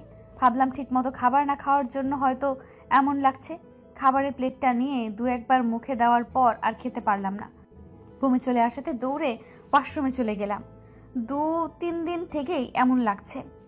হঠাৎই কেমন একটা সন্দেহ হলো, তাই সাথে সাথে তানিশাকে বললাম আমার বাসায় আসতে, আর আসার সময় প্রেগন্যান্সি টেস্ট করার জন্য প্রেগা নিউজ নিয়ে আসতে। আমার কথা শুনে অনেকটা অবাক হয়ে গেছিল তানিশা। কিছুক্ষণ পরে তানিশা আসলো, এসে আমায় কিটটা দিল আর জিজ্ঞেস করলো আমার কি হয়েছে, আমি কি চিন্তা করছি, আর কেনই বা কিটটা আনতে বললাম। তারপর আমি ওকে সবটা বললাম। ও সব শুনে একটু রেগে গেল সোহানের উপর, আর বলল সোহানের সাথে ও আমায় দেখা করাবেই 2-1 দিনের মধ্যে, যে করেই হোক। পরের দিন সকালে আমি টেস্টটা করেই ফেললাম। টেস্ট করে বুঝতে পারলাম যেটা ভেবেছিলাম সেটাই ঠিক, আমি সোহানের বাচ্চার মা হতে চলেছি। মনটা অদ্ভুতভাবে ভালো হয়ে গেল। তানিশাকে আমি ফোন করতে যাব তার আগেই তানিশা আমায় ফোন করে বলল যে সোহানের অফিসের ঠিকানা পেয়ে গেছে, আর আজ সোহান অফিসে এসেছে, তাই আমায় যেতে বলল। আমায় নিয়ে সোহানের অফিসে যাবে। আমি তাড়াতাড়ি করে রেডি হয়ে বের হয়ে আসলাম। আজ ভাইয়া বাবা কেউ বাসায় নেই, তাই খুব খুশি। একটুও সমস্যা হয়নি বের হতে। আমি গাড়ি নিয়ে বের হলাম। তানিশা যেখানে দাঁড়িয়েছে সেখানে ড্রাইভারকে যেতে বললাম। যেতে যেতে ভাবলাম আজ খবরটা শোনার পর সোহান আর আমায় ফেরাতে পারবে না। তানিশাকে নিয়ে চলে এলাম সোহানের অফিসে। তানিশা একটা লোককে সোহানকে ডেকে দিতে বলল। আমি আর তানিশা অপেক্ষা করছি, তখন তানিশা আমায় জিজ্ঞেস করলো যে আমি টেস্ট করেছি কিনা। আমি ওকে বলে দিলাম সব। তানিশাও বলল আজ আর সোহান আমায় ফেরাতে পারবে না। একটু পরেই সোহান আসলো। সোহানকে দেখেই সোহানকে গিয়ে জড়িয়ে ধরলাম আমি। সোহানকে জড়িয়ে ধরতেই সোহান আমায় ধাক্কা দিয়ে সরিয়ে দিল আর বলল, কি করছো কি এসব তুমি? এটা একটা অফিস, এখানে আমার একটা সম্মান আছে। আর তুমি এখানে কেন এসেছো? এমন কেন করছো তুমি আমার সাথে? আমি কি কোনো ভুল করেছি? বলো, আমি কি করেছি যার জন্য তুমি এমন করছো? তুমি আমার ফোন কেন ধরছিলে না? আর ফোন অফ করে কেন রেখেছো? কেন করছি বুঝতে পারছো না? আমি তোমায় আর সহ্য করতে পারছি না। তুমি প্লিজ এখান থেকে চলে যাও। আমায় আর বিরক্ত করো না প্লিজ। আমি তোমায় ভালোবাসি সোহান, অনেক ভালোবাসি। আর আমরা তো একসাথেই থাকবো বলে বিয়ে করেছি সোহান। আমি জানি তুমিও আমায় ভালোবাসো। না, আমি ভালোবাসি না তোমায়। আর কতবার বলবো বলো তো এক কথা? তোমায় কোনোদিন ভালোবাসিনি আমি। আমি অন্যজনকে ভালোবাসি, তোমায় না। আর আমি তোমায় কখনো বিয়ে করিনি। আর যদি করেও থাকি সেটা তোমার চাপে পড়ে। আমি তোমায় সত্যি ভালোবাসি না। প্লিজ আমায় একটু শান্তিতে থাকতে দাও। আমি সোহানের যাব, তখনই সোহান আবার আমায় ধাক্কা দিয়ে সরিয়ে দেয়। সোহান ধাক্কা দেওয়াতে আমি তাল সামলাতে না পেরে পড়ে গেলাম। তানিশা আমায় তাড়াহুড়ো করে তুলে নিল আর সোহানকে বলল, তুই কি রে সোহান, এত তাড়াতাড়ি করে কিভাবে পারিস বদলে যেতে? গিরগিটি রং বদলায় জানতাম, কিন্তু মানুষ যে এইভাবে রং বদলায় সেটা তোকে না দেখলে জানতেই পারতাম না রে। আর তুই যে ওকে ওইভাবে ধাক্কা দিয়ে ফেলে দিলি, তুই জানিস তাতে ওর কতটা ক্ষতি হতে পারতো? তুই জানিস অবন্তী এখন তোর বা... আমি আর তানিশাকে কিছু বলতে দিলাম না। সেদিন বাসায় আমায় এত অপমান করার পরেও আজ আমি এসেছিলাম ওর সাথে কথা বলে সবটা আবার আগের মতো করে নিতে। কিন্তু এখন আর কিচ্ছু ঠিক করতে চাই না। চলে আসার আগে সোহানকে বললাম, আমি শুধু তোমার কাছে ব্যবহারের বস্তু ছিলাম। তুমি সত্যি কখনোই আমায় ভালোবাসোনি। ভালোবাসলে এইভাবে এত অপমান করতে পারতে না।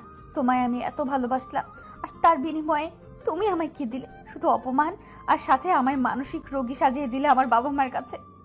তুমি ঠিকই বলেছিলে সেদিন যে আমার ভালোবাসাটা শুধু একতরফাই ছিল, কিন্তু সেটা আমি বুঝতে পারিনি। তুমি একটা বেঈমান। তোমার মতো বেঈমানকে আমি সারা জীবন মনে রাখবো। ভালো থেকো। কথাগুলো বলে তানিশাকে নিয়ে চলে আসলাম।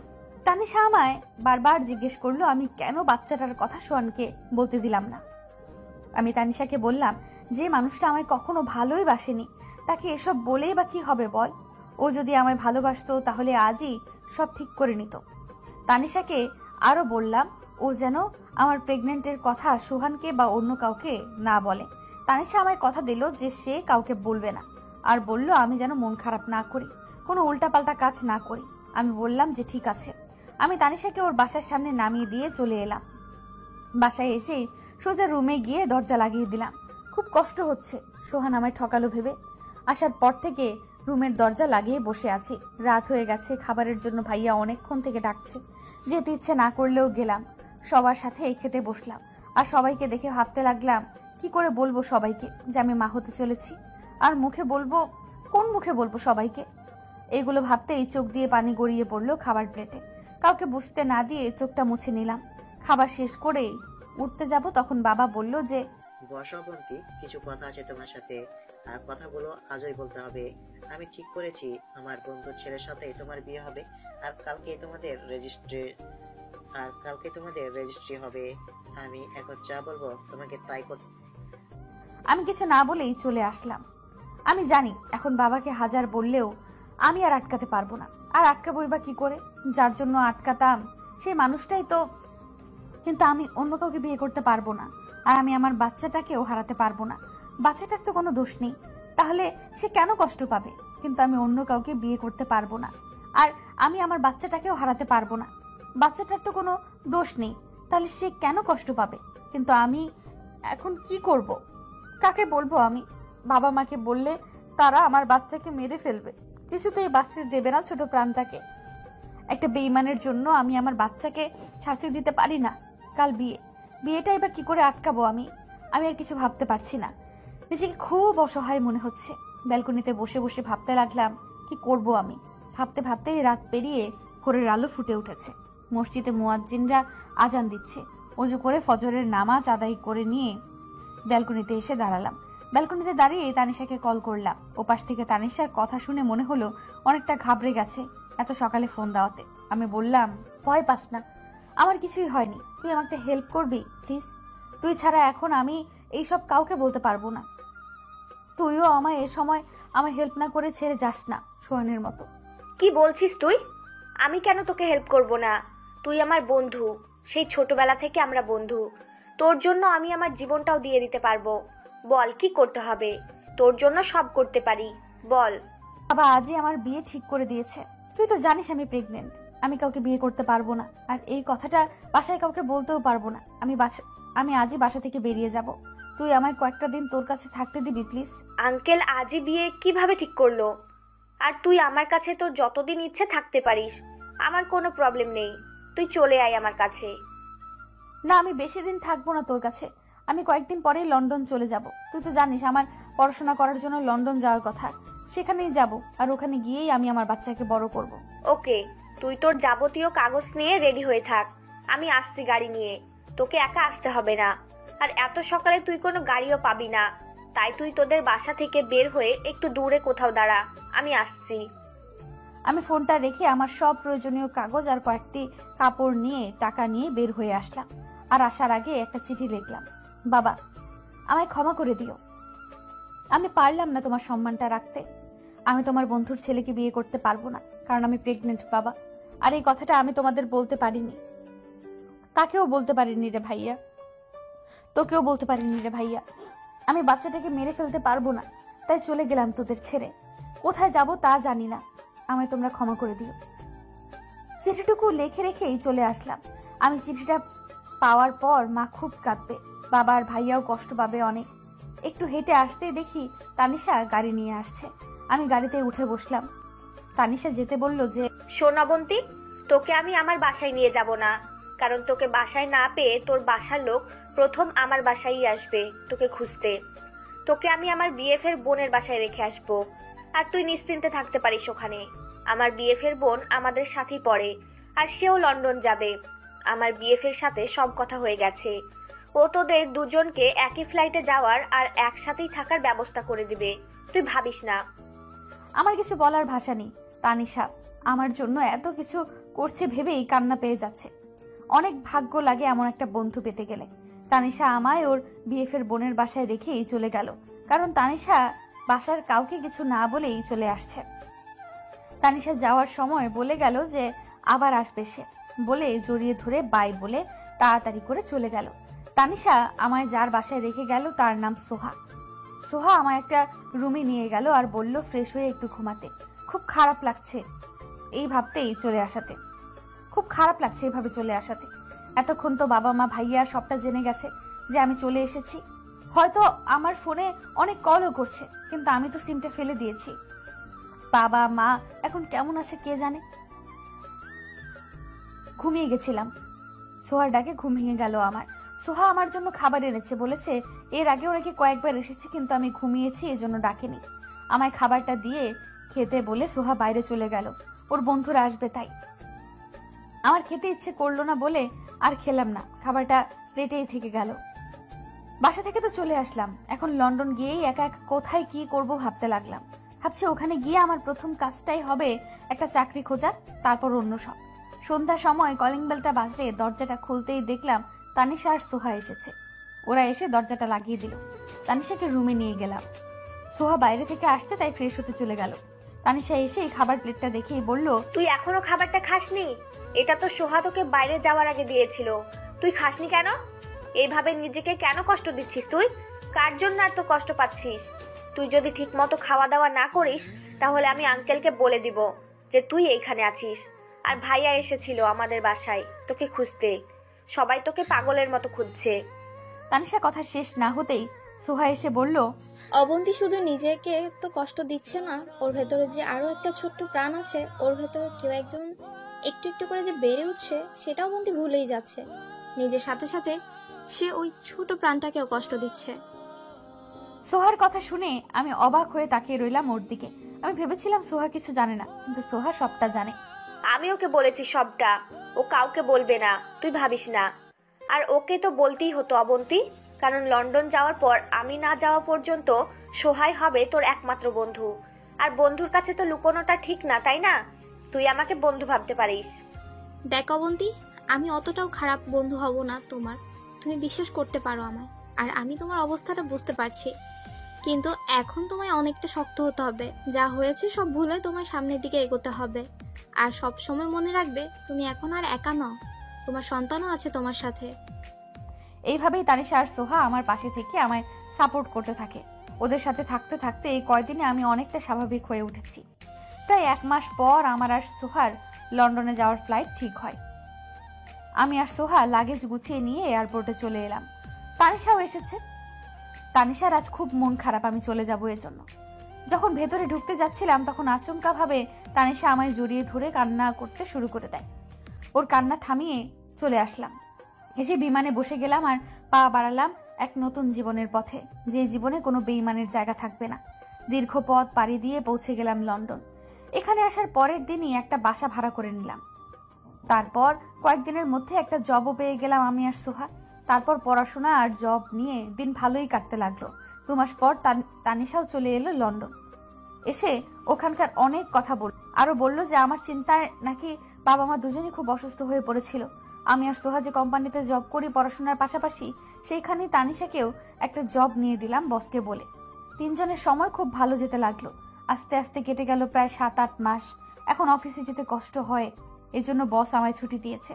বাচ্চাটা হয়ে গেলে তারপর আবার জয়েন করব অফিসে। কয়েকদিন পরেই আমার জীবনটা আলোকিত করে পৃথিবীতে এলো আমার মেয়ে, যার জন্য আমার এত লড়াই, যাকে বাঁচানোর জন্য আমি আমার দেশ ছেড়ে এসেছি। বরাবরের মতো আমার এই সময়টাতেও আমার পাশে ছায়ার মতো দাঁড়িয়েছিল আমার পরম বন্ধু তানিশা আর সোহা। তানিশা আর সোহা আমার মেয়ের নাম রাখলো মেহেরিস বিনতে আফরা। ছোট করে ওরা ডাকে আফরা। মেয়ে হওয়ার 1.5 মাস পর চাকরিতে জয়েন করলাম আমি। আর জয়েন করার কয়েকদিনের মধ্যেই প্রমোশনও পেয়ে গেলাম। প্রায় 5 বছর কেটে গেল আমার মেয়ে আমার জীবনে এসেছে। আমার মেয়েটা আস্তে আস্তে বড় হয়ে গেল। আমার মেয়ের এখন 6 বছর বয়স। কিছুদিন আগেই আমার মেয়ের 6 বছরে পা দেবে। এখন স্কুলে যায় আমার মেয়ে। আমার মেয়ে তার 6 বছরের জন্মদিনে গিফট হিসাবে আমার দেশে আসতে চেয়েছে। আর সেজন্য আজ এতগুলো বছর পর দেশে আসা। 9 বছর আগের কথাগুলো ভাবতেই রাত শেষ হয়ে ভোর হয়ে এলো। একটু পরেই আমার মেয়ের ঘুম ভেঙে যাবে আর আমায় দেখতে না পেলে গাল ফুলিয়ে বসে থাকবে। তাই মেয়ের পাশে গিয়ে শুয়ে পড়লাম। আফরার পাশে শুয়ে থাকতে থাকতেই চোখে ঘুম নেমে এলো। আফরাকে বুকে জড়িয়ে ধরে ঘুমিয়ে পড়লাম। ঘুম ভাঙার পর দেখতে পেলাম সকাল 10:30 বাজে। উঠে ওয়াশরুম থেকে ফ্রেশ হয়ে এসে দেখি আফরা নড়াচড়া করছে। ওর কাছে গিয়ে আলতো করে একটা চুমু দিলাম কপালে। তারপর ওকে ঘুম থেকে তুলে ফ্রেশ করে নিয়ে হোটেলের বাইরে যাব, এজন্য সিঁড়ি দিয়ে নামতে লাগলাম। আফরা আমার হাত ছেড়ে দিয়ে একা একা নামতে লাগলো। আর তাড়াহুড়ো করে নামতে গিয়ে প্রায় পড়ে যাওয়ার মতো অবস্থা। আফরা পড়ে যাবে ঠিক সেই সময় কেউ একজন এসে ধরে ফেলে আফরাকে। লোকটা আফরাকে ধরে নিয়েই অন্যদিকে ফিরে আফরার সাথে কথা বলতে থাকে। আমি লোকটার পেছনে থাকায় লোকটার মুখ দেখতে পেলাম না। লোকটাকে আমি ধন্যবাদ বলবো বলে লোকটার পেছনে গিয়ে দাঁড়াতেই আফরা মাম্মাম বলে আমার কাছে চলে আসে। আর সেই সাথে লোকটাও আমার দিকে ফিরে তাকায়। লোকটা আর কেউ না, সোহান। সোহান আমায় দেখে কিছু একটা বলতে যাবে, তখনই আমি আফরাকে নিয়ে হোটেল থেকে বাইরে বেরিয়ে আসি। কক্সবাজার আসার পর থেকে শুধু বেঈমানটার সাথে বারবার দেখা হয়ে যাচ্ছে। বেঈমানটাকে এত বেশি না ভেবে আফরাকে নিয়ে একটা রেস্টুরেন্টে খেতে গেলাম। খাওয়ার পর আফরাকে নিয়ে একটু সমুদ্রের পাড় দিয়ে হাঁটাহাঁটি করছিলাম। তখনই আবার সোহান এসে দাঁড়ায় সামনে আর বলে, কি ব্যাপার? আমি যখনই তোমার সামনে আসছি তুমি তখনই আমায় এড়িয়ে চলে যাচ্ছ কেন? তোমার সাথে কথা আছে, আমার কথা বলতে চাই আমি তোমার সাথে। আগেই তো বলেছি আমি আপনাকে যে আমি অপরিচিত কারোর সাথে কথা বলি না। আপনি কি সেটা শুনতে পাননি? আমি অপরিচিত? তুমি আমায় চেনো না? না, চিনি না। নেক্সট টাইম প্লিজ আমায় আর বিরক্ত করতে আসবেন না। আর কথা না বাড়িয়ে চলে এলাম ওখান থেকে। হোটেল রুমে চলে আসলাম। আফরাকে রুমে এনে টিভিতে কার্টুন ধরিয়ে দিলাম। আফরা কার্টুন দেখতে পছন্দ করে। আফরাকে কার্টুন দেখতে দিয়ে ব্যালকনিতে এসে চেয়ারে বসলাম। ভাবছি কাল সকালে ঢাকা ফিরে যাব। ঢাকা গিয়েই আবার লন্ডন ফিরে যাব, কারণ এখানে থাকলেই সোহানের সাথে দেখা হবে আমার। আর সেটা আমি চাই না। আমি লন্ডন ফিরে যাব এটা তানিশাকে জানানোর জন্য ফোন করতে যাব, তখনই তানিশা আমায় ফোন করে। কিন্তু ওর ফোন নাম্বারটা দেখে একটু অবাক হলাম, কারণ নাম্বারটা বাংলাদেশের। ফোনটা রিসিভ করে কানে ধরতেই ওপাশ থেকে তানিশা বলে উঠল, কি রে, দেশে এসে তো একদমই ভুলে গেছিস। একটা দিনও ফোন দিলি না। তো কেমন কাটছে তোর আর খালামনির ঘোরাঘুরি? আর ঘোরাঘুরি? তুই কি দেশে এসেছিস? তোর ফোন নাম্বার দেখে তো মনে হচ্ছে তুই দেশে এসেছিস। কখন এলি? আমায় তো একবারও বললি না। আর সোহাও এসেছে নাকি? হ্যাঁ, দেশে এসেছি, আর সোহাও এসেছে। আসলে বলার সুযোগ পাইনি রে। হঠাৎ করে সোহার আব্বু অসুস্থ হয়ে পড়েছে, আর সোহার আব্বু ছেলের বউ দেখতে চান। তাই সোহার ভাইয়া আমার বাবা মার সাথে কথা বলে বিয়ে ঠিক করে ফেলেছে, তাই দেশে ফিরতে হলো। তোর বিয়ে ঠিক হয়ে গেছে? সত্যি? এটা তো খুব ভালো একটা খবর। এবার তাহলে আমি অনেক দিন পর খালামণি হতে পারবো। বিয়ের ডেট কবে এটা তো বল। বিয়েই হলো না এখনো, আর তুই খালামণি হওয়ার জন্য লাফাচ্ছিস কুত্তা। 10 দিন পরেই বিয়ে। তুই কক্সবাজার থেকে কবে ফিরবি?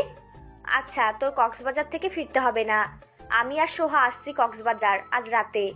বিয়ের আগে 10টা দিন একটু আনন্দ করে কাটাই, তুই আসিস না? কিন্তু আমি কাল সকালেই ঢাকা ফিরতে চাইছি।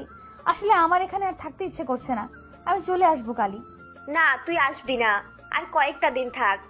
আমি তো আজ রাতেই আসবো, প্লিজ চলে আসিস না প্লিজ। তুই চলে আসলে আর তোর সাথে কথাই বলবো না। তারপর তানিশাকে বললাম যে আমি থাকবো। ওকে আসতে বললাম, আর আমি যে হোটেলে এসেছি সেই হোটেলের নামটা বলে দিলাম। আরো কয়েকটা দিন আমায় এখানেই থাকতে হবে। এটা ভাবতেই রাগ হচ্ছে। সন্ধ্যার দিকে হোটেলের রিসেপশনে গেলাম একটা রুম বুক করতে। রুম বুক করে চলে আসবো, সেই সময় দেখি যে সোহান হোটেলের ভেতরে আসছে। ওকে দেখেই আরো রাগ হলো। ওদিকে আসতে দেখি আমি চলে আসবো, সে সময় সোহান বলে যে, রিসিপশনে কেন এসছো? কোনো সমস্যা হচ্ছে কি তোমার রুমে? সমস্যা হলে আমায় বলতে পারো। আমি কিছু বলছি না দেখে সোহান রিসেপশনের মেয়েটিকে জিজ্ঞেস করলো যে আমি কেন এসেছি। মেয়েটা বলল যে একটা রুমের বুকিং দিতে। আর একটা রুম কেন? কে আসবে? ও, আমি তো ভুলেই গিয়েছিলাম যে তোমার হাজবেন্ড আছে, সে হয়তো আসবে, তাই না? কিন্তু তার জন্য আলাদা রুম কেন, বুঝলাম না। সোহানের কথা শুনে আমার শরীরটা জ্বলে যাচ্ছে। হ্যাঁ, আপনি ঠিক বলেছেন, আমার হাজবেন্ডই আসবে, সাথে তার এক বন্ধুও আসবে। তাই আর আপনি কে আমায় এগুলো জিজ্ঞেস করার? আপনি আপনার সীমানাটা ভুলে যাচ্ছেন হয়তো মিস্টার সোহান। সীমার মধ্যে থাকার চেষ্টা করুন। বলেই চলে এলাম রুমে। আফরাকে একা রেখে গিয়েছিলাম রুমে আসতে আফরা বাইরে গিয়ে আইসক্রিম খাওয়ার জন্য বায়না ধরলো, তাই আবারও আমায় বাইরে আসতে হলো। আফরাকে নিয়েই বাইরে এসে আইসক্রিম কিনে আবার রুমে চলে আসলাম। আর আফরাকে বললাম যে আজ ওর খালামণি আসবে এখানে। শুনেই আফরা মহা খুশি। রাতের খাবার খেয়ে আফরা ঘুমিয়ে পড়লো। রাত প্রায় 1টা বাজে। আমি শুয়ে শুয়ে বই পড়ছিলাম, তখন ফোন দেয় তানিশা, দিয়ে বলে যে ওরা চলে এসেছে। তাই আমি রুমের দরজা লক করে রিসেপশনে চলে আসি। রিসেপশনে এসেই একবার চারপাশে ভালো করে দেখে নিলাম যে সোহান আছে কিনা। সোহানকে কোথাও দেখতে পেলাম না, হয়তো নেই এখন। আমি আসার কয়েক মিনিট পর তানিশা আর সোহা আসে। তানিশা এসেই জড়িয়ে ধরে আমায় আর বলে যে, কতদিন তোকে দেখি না অবন্তী, এতদিন তোকে অনেক অনেক মিস করেছি। আমার খালামণি কোথায়? ওকে আদর করি না কতদিন হয়ে গেল। আফরা ঘুমিয়ে পড়েছে, সব পরে হবে, আগে রুমে চল, ফ্রেশ হয়ে কিছু খেয়ে নে। বলেই আমি রিসেপশনের মেয়েটার কাছ থেকে রুমের চাবিটা চাইলাম। মেয়েটা চাবি দিতে দিতে বলল যে, আচ্ছা ম্যাম, আপনার না হাজব্যান্ড আসার কথা ছিল, আপনি বললেন, সেই জন্য তো রুম বুক করলেন। তাহলে এনারা যে? এদেরই আসার কথা ছিল, আমি এদের জন্য রুম বুক করেছি। বলেই ওদের নিয়ে চলে এলাম। অন্যদিকে সোহান যে আমার আশেপাশেই ছিল সেটা আমি বুঝতেই পারিনি। তানিশা যে আমার সাথে এই হোটেলেই উঠেছে সেটা সোহান দেখেছে। আমি রিসেপশন থেকে চলে আসতেই সোহান রিসেপশনের মেয়েটার কাছে গিয়ে জিজ্ঞেস করে, কি বলছিলে এত ওনার সাথে? আর ওনার সাথে সেই মেয়ে দুইটা কে? কোন রুমে উঠলো তারা? অবন্তী ম্যামের বন্ধু ওরা দুজন স্যার। ম্যাম যে রুমটা বুক করেছিল তার হাজবেন্ড আর তার বন্ধুর জন্য, সেই রুমটাতে ওনার এই বন্ধু দুটো উঠবে, তাই জিজ্ঞেস করেছিলাম। কি জিজ্ঞেস করেছিলে?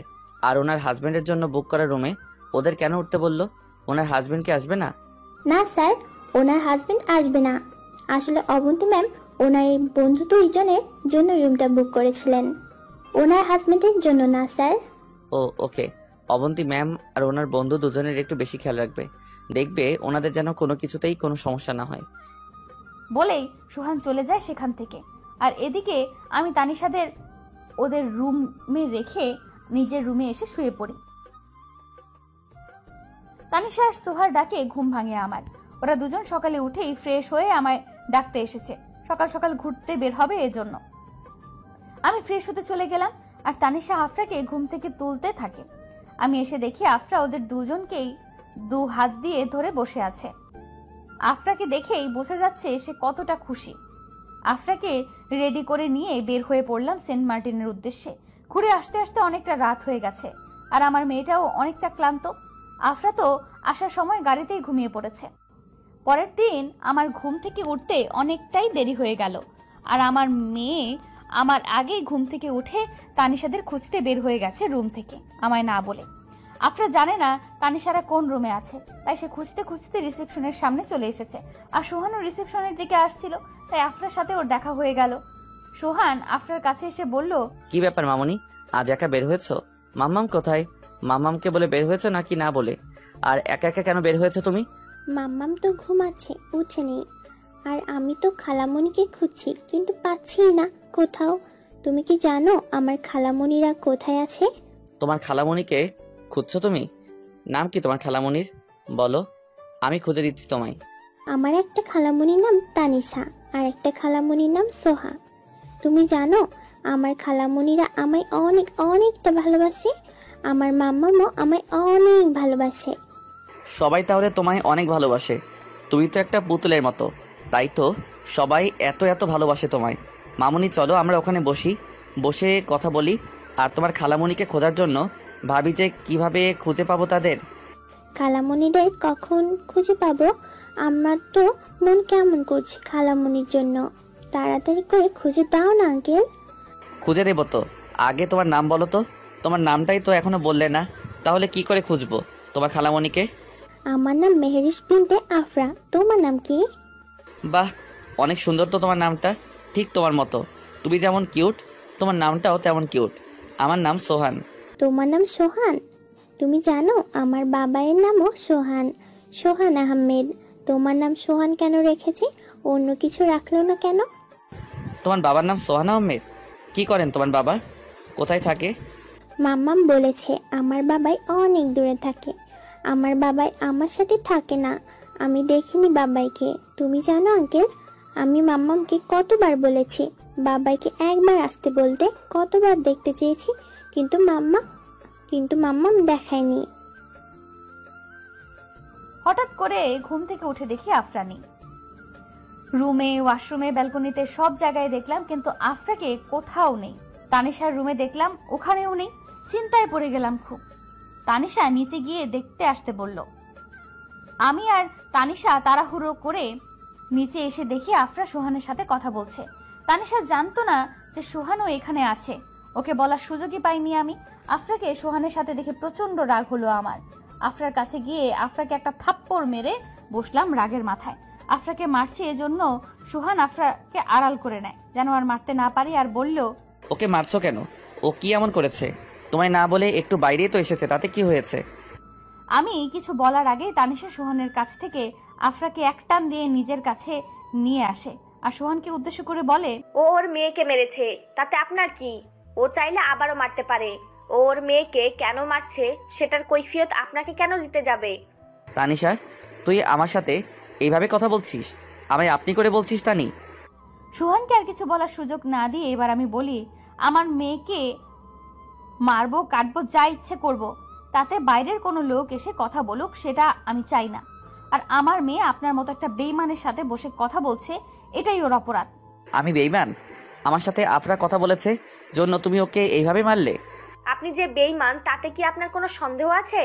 আপনার সন্দেহ থাকলে থাকতে পারে, কিন্তু আমাদের নেই।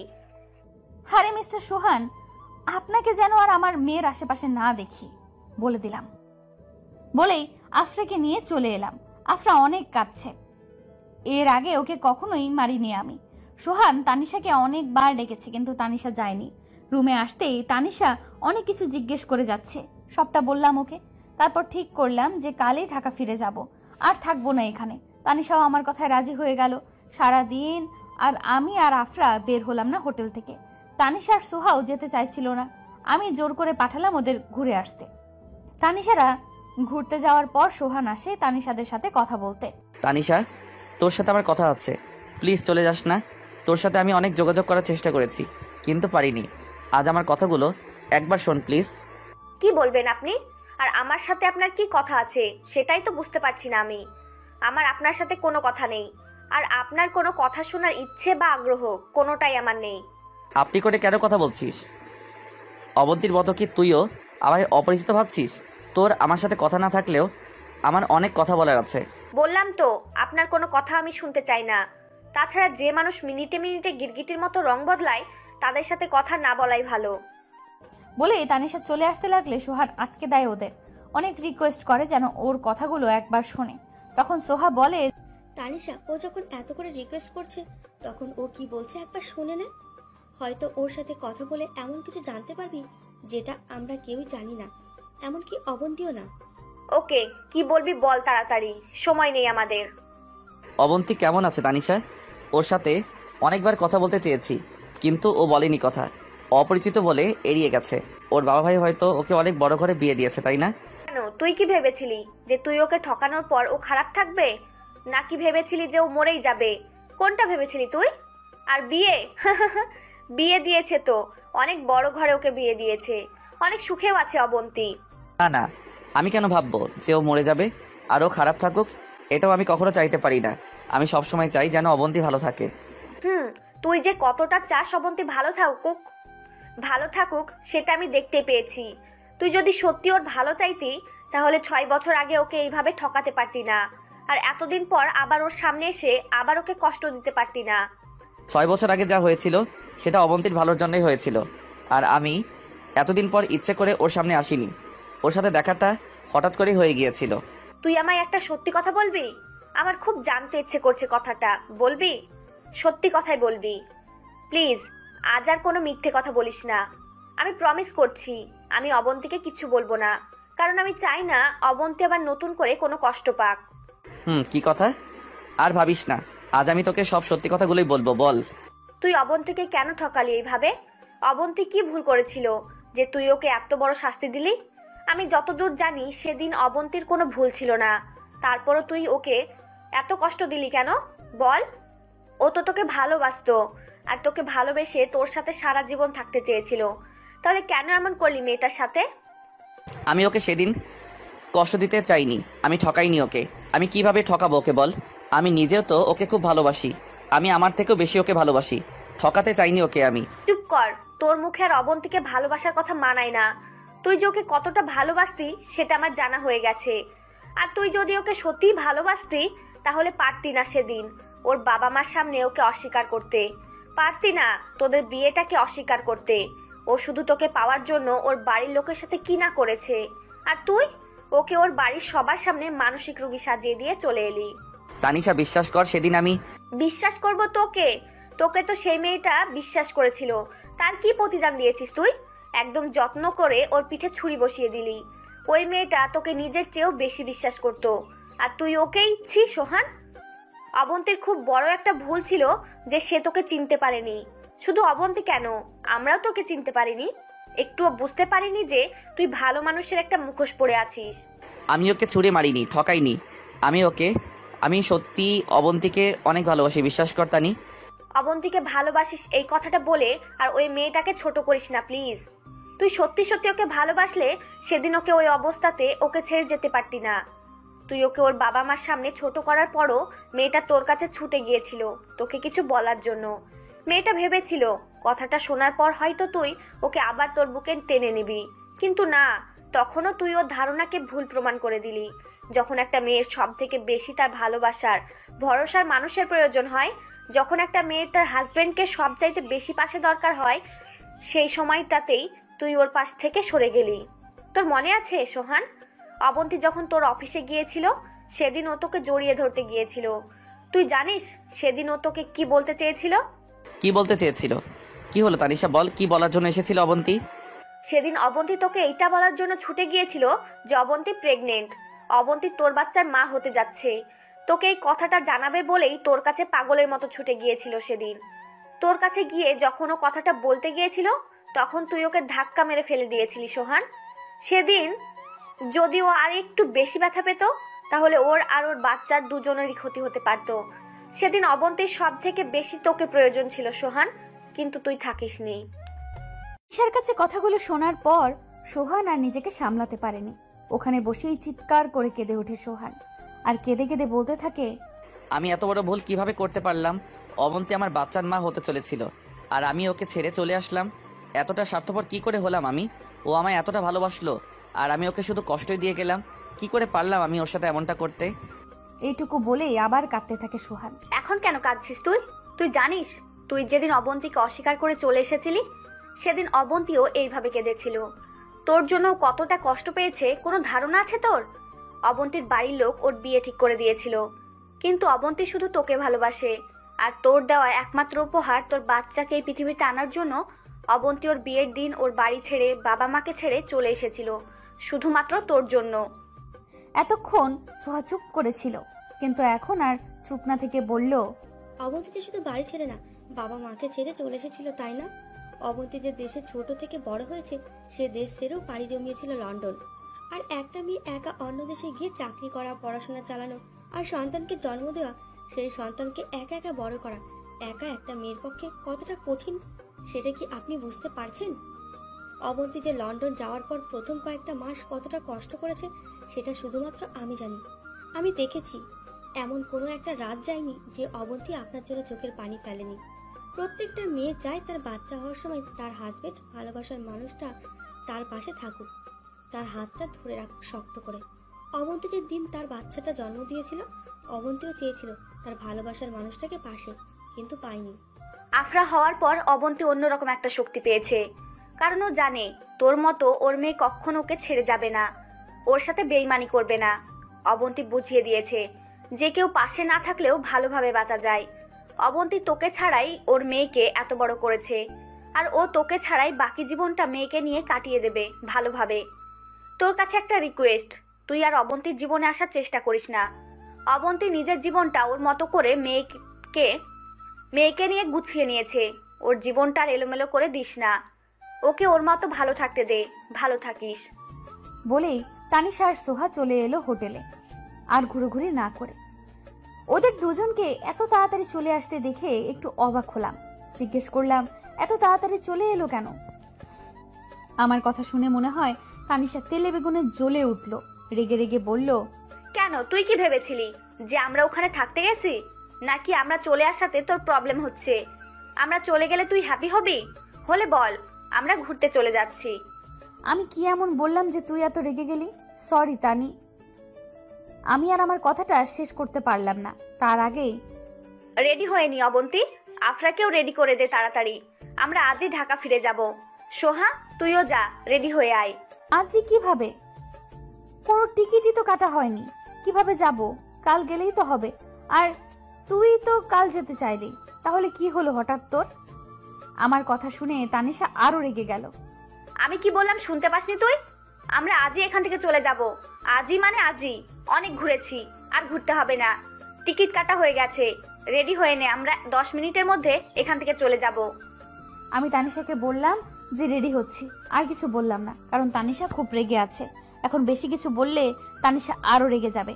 একটু পরে রেডি হয়ে আমরা সবাই রিসেপশনে এসে দাঁড়ালাম, কারণ হোটেলের বিলটা দিতে হবে। রিসেপশনের প্রায় অনেকটা দেরি হয়ে গেল, কারণ আমরা যে কয়দিন এই হোটেলটাতে ছিলাম, এই কয়দিনে বিলটা দেওয়াতে রিসেপশনের মেয়েটা নিতে রাজি হলো না। আমরা অনেক বলার পরেও নিচ্ছে না, কিন্তু কেন নিচ্ছে না সেটা আমরা বুঝতে পারছি না। আমার ভয় হচ্ছে তানিশাকে নিয়ে। তানিশা এমনিতেই রেগে আছে অনেক, তার উপর আবার রিসেপশনের মেয়েটা বিল নিচ্ছে না। তানিশা কি বলবে আল্লাহ জানে। মেয়েটা কিছুতেই নিচ্ছে না, শুধু বলছে যে স্যার নিতে মানা করেছে আপনাদের বিল। তানিশা রেগে গিয়ে মেয়েটাকে তার স্যারকে আসতে বলল, আর মেয়েটা ফোন করে বলল, হ্যালো স্যার, অবন্তী ম্যাম আর ওনার বন্ধুরা আজই হোটেল থেকে চেক আউট করে যাচ্ছে। ওনারা বিল দিতে এসেছে, আমি নিচ্ছি না দেখে রাগারাগি করছে। ওনারা আপনাকে আসতে বলছে। মেয়েটা এটুকু বলেই রেখে দিল, আর আমাদের বলল, ম্যাম প্লিজ রাগ করবেন না, একটু বসুন, স্যার এক্ষুনি আসছে। আসলে ম্যাম আমার সাথে রাগ করে কোনো লাভ নেই, কারণ আমাদের স্যারই না করেছে যেন আপনাদের কাছে কোনো টাকা না নেয়। স্যারের কথা অমান্য করব কিভাবে বলুন? প্লিজ বসুন ম্যাম। 10 মিনিটের মধ্যে মেয়েটার স্যার এসে হাজির হলো, আর মেয়েটা আমাদের ওর স্যারকে দেখিয়ে বলল যে ওই তো স্যার চলে এসেছে ম্যাম। মেয়েটার স্যারের দিকে তাকিয়ে আরো একটা শক খেলাম আমরা, কারণ মেয়েটার স্যার আর অন্য কেউ নয়, সোহান।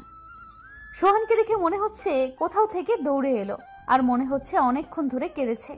চোখগুলো লাল হয়ে গেছে আর ফুলেও গেছে। সোহান আমাদের দিকে এগিয়ে আসতে দেখে তানিশা সোহানের সামনে গিয়ে, তুই আবার এখানে কি করছিস? তোকে না বলেছি তুই আর অবন্তীর সামনে আসবি না? আবার কেন এসেছিস? বল, কেন এসেছিস? ম্যাম কি করছেন? ইনি তো আমাদের স্যার, আপনাদের তো বললাম।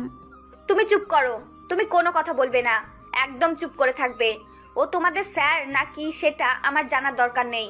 তানিশা প্লিজ আমার কথাটা শোন, মাথাটা একটু ঠান্ডা কর, ঠান্ডা মাথায় আমার কথাগুলো শোন প্লিজ। কি শুনবো তোর কথা? তোর আর কোনো কথা আমি শুনতে চাই না। আর তুই এদের স্যার কেমনি হলি? আর আমাদের বিলটা নিতে কেন মানা করেছিস? আর তুই আমাদের বিল নিতে না করার কে সোহান? কারণ আমি এই হোটেলের মালিক, এই হোটেলটা আমার, আর তোরা আমার খুব কাছের মানুষ, তাই তোদের কাছে বিল দিতে না করেছি। সোহান এই হোটেলের মালিক এটা জানার পর তানিশা আরো রেগে গেল আর আমায় উদ্দেশ্য করে বলল, অবন্তী, তুই কি জানতি না এটা সোহানের হোটেল? তুই সোহানের হোটেলেই কেন উঠেছিস? তুই কি আর হোটেল পাসনি? এইটা ছাড়া এখানে কি আর একটা হোটেল ছিল না? তুই অবন্তীর সাথে কেন রাগ দেখাচ্ছিস তানিশা? তুই খুব ভালো করে জানিস যে অবন্তী যদি জানতো এটা সোহানের হোটেল, তাহলে ও এখানে ভুল করে উঠতো না। এইটা তোর হোটেল হলে সামনে নাম লেখা নেই কেন তোর? শুধু এসে কেন লেখা? আমি ইচ্ছে করেই আমার নাম পুরোটা দেইনি, এসে দিয়েছি, কারণ এসতে সোহান আর এতে অবন্তী। চুপ কর তুই। তুই তোর ওই মুখে অবন্তীর নাম নিবি না। এতে অবন্তী মানেটা কি? এসব বলে তুই কি বোঝাতে চাইছিস? তুই তোর হোটেলের নাম কেন অবন্তীর নামে দিবি? আমি কিছু বোঝাতে চাইছি না, যেটা সত্যি সেটাই বলতে চাইছি। আমি শুধু আমার এই হোটেলের নাম অবন্তীর নামে দেইনি, এখানে আমার আরও 2টা হোটেল আছে, সেগুলো অবন্তীর নামে, কারণ আমি ভালোবাসি অবন্তীকে, খুব বেশি ভালোবাসি। এতক্ষণ শুধু সবার কথা শুনছিলাম কিন্তু বলতে পারছিলাম না, কিন্তু এখন আর চুপ করে থাকতে পারলাম না। ঠাস সোহানের গালে থাপ্পড় বসিয়ে দিলাম। আপনি আপনার নাটক প্লিজ বন্ধ করুন। আমি আপনার মুখে আমার নামটা শুনতে চাই না। আপনার মুখে আমার নামটা শুনলে আমার নিজেকে ছোট মনে হয়। অবন্তী প্লিজ। বলেছি না আমার নামটা আপনি নিবেন না। আপনাকে আমি খুব ভালো করে চিনি। আপনি একটা বেঈমান, আর বেঈমানের মুখে আমার নামটা শোভা পায় না। আপনি ভালোবাসার কথা বলে একটা মেয়েকে শেষ করে দিয়েছেন। আমি বেইমান না, আমি ইচ্ছে করে সেদিন কিছু করিনি অবন্তী, বাধ্য হয়েছিলাম সেদিন তোমার সাথে ওইরকম করতে।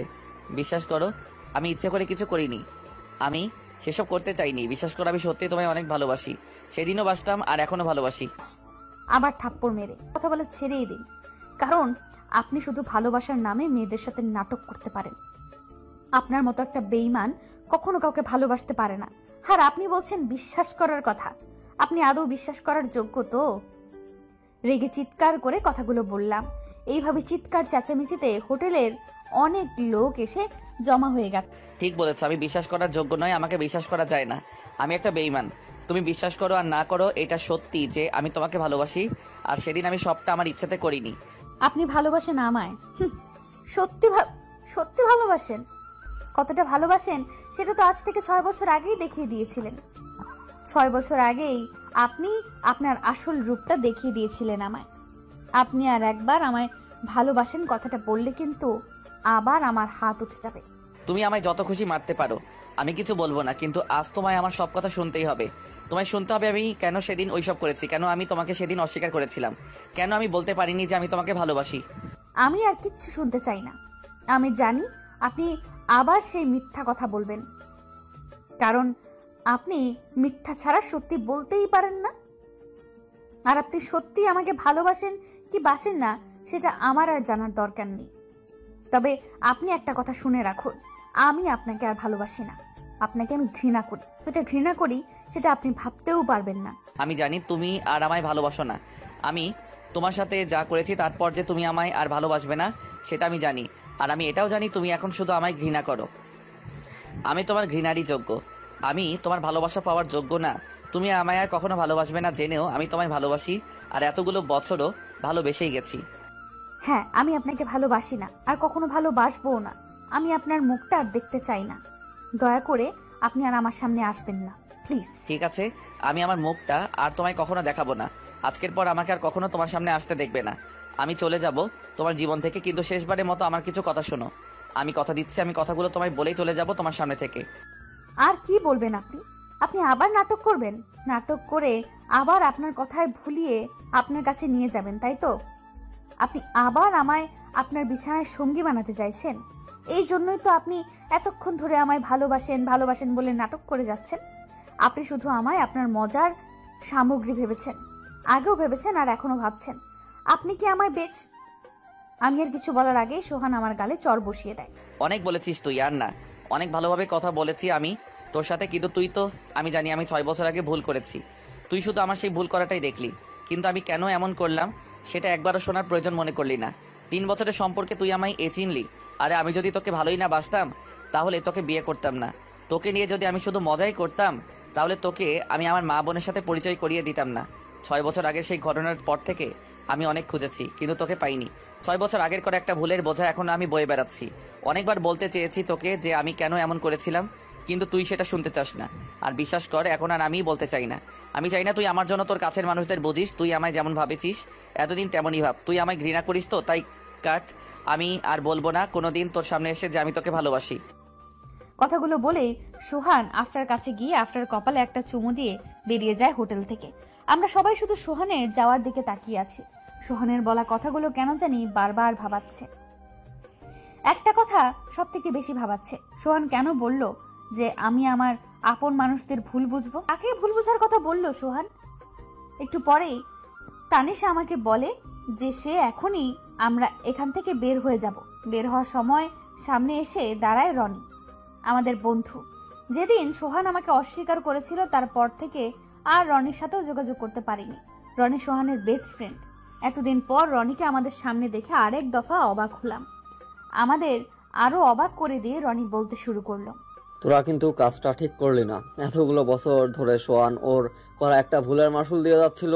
সেদিন অবন্তি তোর কাছে সোহান সত্যি কথাগুলো লুকিয়েছিল। ভুলটা করেছিল, সেই ভুলের মাসুল সোহান এই 6 বছর ধরে দিয়ে আসছে। অবন্তি, তুই ভাবছিস যে সোহান তোকে ঠকিয়েছে, তোর সাথে বেইমানি করেছে। তুই এই সব ধারণা সব ভুল ভ্রান্তি অবন্তি। তুই সত্যিটা জানিস না। তুই জানিস না সেদিন আসল ঘটনা কি ঘটেছিল। যদি জানতি তাহলে এই রকম ভাবে সবসময় ভাবতে পারতি না, এত ঘৃণা করতে পারতি না। কি হয়েছিল সেদিন বল রনি, আমি শুনতে চাই। তোরা কি এমন জানিস যেটা আমি জানি না? বল। আমি জানি কথাগুলো শোনার পর কষ্ট পাবি অনেক, তবুও আমাকে আজকে বলতেই হবে, কারণ আমি সোহানের এই কষ্টটা আর সহ্য করতে পারতেছি না। শোনবন্তী, সেদিন সোহান যা করেছে সেটা সোহান তার নিজের ইচ্ছাতে করেনি। সেদিন সোহান তোর সাথে কোনো বেইমানি করেনি। তোর সাথে যদি কেউ বেইমানি করে থাকে তাহলে সেটা করেছে তোর বাবা আর ভাই অবন্তী।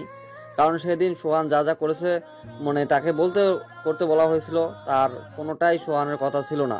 সে সব কথা ছিল তোর বাবা আর ভাইয়ের। কারণ সেদিন তোর বাবা আর তোর ভাই সোহানকে বাধ্য করেছিল সে কথাগুলো বলতে। তোর বাবা আর ভাই সেদিন সোহানের কথা তোর কাছে জেনেছিল। সেদিন খুশি মনে সোহানের ঠিকানা দিয়েছিলি, কিন্তু তোর ভাই যখন জানতে পারে সোহানের অবস্থা তাদের মতো না, তখন সমস্যাটা শুরু হয়। তুই জানিস সোহান সেদিন তোর বাসায় গিয়েছিল, সেদিন ঠিক কি হয়েছিল? তোর ভাই আর বাবা কি করেছিল জানিস? কি করেছিল বল, সেটাই তো শুনতে চাইছি, বল। সেদিন অবন্তীর ভাই আর বাবা মিলে সোহানের বোন শিলাকে তুলে নিয়ে গেছিল। শিলাকে তুলে নিয়ে গিয়ে সোহানকে বাধ্য করা হয়েছিল সেদিন সোহান তার একমাত্র বোনের জন্য কোনো ক্ষতি না হয় সেজন্য সেদিন তাকে তার বাবা মার সামনে অস্বীকার করেছিল অবন্তী। কিন্তু সোহানের কি কপাল দেখো, যে বোনের ক্ষতি হবে ভেবে সেদিন সোহান তার ভালোবাসার মানুষটাকে অস্বীকার করলো। ভালোবাসার মানুষটাকে সারা জীবনের জন্য হারিয়ে ফেললো, পর তার বোনের ক্ষতি হওয়াটা আটকাতে পারেনি। সেদিন তোর ভাই শুধু শিলাকে ভুলে গিয়েছিল, তাই না? সেদিন রাতে তোর ভাই নেশার ঘরে শিলাকে রেপ করেছিল অবন্তী। সেদিন পর সোহান ওর বোন মাকে নিয়ে এখানে চলে আসে আর ওর বোনকে একটা নতুন জীবন দিতে। তোর ভাই সোহানের বোন এত বড় ক্ষতি করার পরও কিন্তু সোহান তোকে কোনো দোষ দেয়নি। তোর ভাইয়ের জন্য শিলার জীবনটা নষ্ট হয়ে গেছে জানার পরও সোহান তোকে ভালোবাসে অবন্তী। এখনো সোহান তোকে পাগলের মতো ভালোবাসে। আমি তোর কাছে হাত জোর করতেছি অবন্তী, সোহানকে আর কষ্ট দিস না। ও এতগুলো দিন অনেক কষ্ট পেয়েছে, আর দিবি না প্লিজ। কথাগুলো শোনার পর মনে হচ্ছে আমি একটা পাথর হয়ে গেছি, কোনো কথা বলতে পারছি না। যে কাজটা সোহান করেইনি সেটার জন্য সোহানকে আমি এতটা কষ্ট দিলাম। আমার ভাইয়া এতটা খারাপ আমি ভাবতেই পারছি না। ছি। এর মধ্যেই তানিশা বলল, কি রে অবন্তী, কি হলো তোর? কিছু বলছিস না কেন? আমি তো ভাবতেই পারছি না ভাইয়া আর আঙ্কেল এসব করেছে, আর আমরা সোহানকে। সোহান কোথায় রনি? আমি সোহানের সাথে কথা বলতে চাই। আমি ওর কাছে যাব এখনই। প্লিজ আমায় নিয়ে চল ওর কাছে, প্লিজ রনি। তানিশা বল না রনিকে আমাকে সোহানের কাছে নিয়ে যেতে। চল, আমি নিয়ে যাচ্ছি। আমি ঠিক জানি না যে সোহান এখন বাসায় আছে কিনা, তবুও একবার গিয়ে দেখতে ক্ষতি কি। চল তাড়াতাড়ি। একটু পরেই পৌঁছে গেলাম সোহানের বাসায়। এখানে সোহান আর রনি থাকে, তাই রনির কাছে বাসার চাবি ছিল, তাই আমাদের ভেতরে যেতে বেশি সমস্যা হলো না। ভেতরে গিয়ে দেখি সোহান নিজের রুমে দরজা বন্ধ করে ভেতরে কি করছে জানি না। ও রুমের দরজা ধাক্কা দিয়ে, সোহান, সোহান, সোহান, আমি জানি তুমি ভেতরে আছো, কথা কেন বলছো না তুমি? সোহান প্লিজ দরজাটা খোলো। তুমি না বললে আমার সাথে তোমার অনেক কথা আছে, আমি শুনবো তোমার সব কথা। প্লিজ দরজাটা একবার খোলো। সোহান, সোহান, কথা কেন বলছো না তুমি? সোহান তুমি দরজা খুলবে না, কথা বলবে না আমার সাথে? তুমি না বললে তুমি এখনো আমায় ভালোবাসো, এটাই তোমার ভালোবাসা। প্লিজ দরজাটা খোলো সোহান, প্লিজ। অনেক ডাকাডাকির পর দরজা খুলে বেরিয়ে এলো সোহান। এসেই জড়িয়ে ধরে বাচ্চাদের মতো কাঁদতে লাগলো। সরি সোহান, আমায় ক্ষমা করে দাও প্লিজ। আমি সত্যিটা না জেনে তোমায় এতগুলো বছর ভুল বুঝে এসেছি। আমি জানতাম না এত কিছু হয়ে গেছে তোমার সাথে। প্লিজ আমায় ক্ষমা করে দাও। তুমি আমায় আগে কেন বলনি সত্যিটা? সত্যিটা জানলে আমি তোমায় এতটা কষ্ট দিতাম না। আমায় মাফ করে দাও প্লিজ। তুমি আমায় মাফ করে দাও, কারণ সবচেয়ে বেশি কষ্টটা তুমি পেয়েছো। আমি তোমায় কষ্ট দিয়েছি। যে সময়টাতে আমার তোমার পাশে থাকার কথা ছিল সে সময়টাতে আমি তোমায় ছেড়ে চলে গিয়েছিলাম। আমি তোমায় সত্যি অনেক ভালোবাসি, বিশ্বাস করো। আমি সেদিন ইচ্ছে করে। আমি সবটা জানি সোহান, কিছু বলতে হবে না তোমার। এবার যা বলার সব আমার বাবা আর ভাইয়া বলবে। তারপর আমি, সোহান, আফরা, তানিশা, সোহার, রনি আর শিলা সোহানের মাকে নিয়ে ঢাকায় ফিরে আসলাম। এসেই বাড়িতে ঢুকলাম। ঢুকতেই দেখতে পেলাম অনেকগুলো মানুষ বসে আছে। একটু ভেতরে যেতেই বুঝতে পারলাম আজ আমার ভাইয়ের এঙ্গেজমেন্ট। যেখানে আয়োজন করা হয়েছে সেখানে চলে এলাম সবাই মিলে। দাঁড়ান মিস্টার রনিক, আপনার সাথে আমার কিছু ইম্পর্টেন্ট কথা আছে। আমার কথা শেষ হলে ভেবে দেখা যাবে আপনার আজ এই এঙ্গেজমেন্ট আদৌ হবে কি। অবন্তী, তুই এতদিন পর কেন এসেছিস? এতদিন পর 6 বছর আগে তো আমাদের সবার মুখে চুনকালি মাখিয়ে চলে গিয়েছিলি। আজ কেন আসলি? আবার আমাদের অপমান করতে সবার সামনে? হুশ মিস্টার আহমেদ, মিস্টার আহমেদ, একটু ধীরে কথাগুলো বলুন। সব প্রশ্ন একসাথে করলে আমি কোনটার উত্তর দেব বলুন তো? আপনি কি বললেন আমায়? যে আমি আপনার মুখে চুনকালি মাখিয়েছি? আমি না হয় খারাপ, সেজন্য আপনার সম্মানটা রাখতে পারিনি, কিন্তু আপনার ছেলে তো খুব ভালো। তাহলে আপনার ছেলে কেন এত বড় জঘন্য কাজটা করলো? কি বলছিস তুই? আর তুই বাবার নাম ধরে কেন বলছিস? তুই থাম। আজ আর তুই কোনো কথা বলবি না। আজ আমি বলবো আর সবাই শুনবে। তোর লজ্জা করে না? একটা মেয়ের এত বড় সর্বনাশ করে তুই এখানে আবার একটা মেয়ের সর্বনাশ করছিস?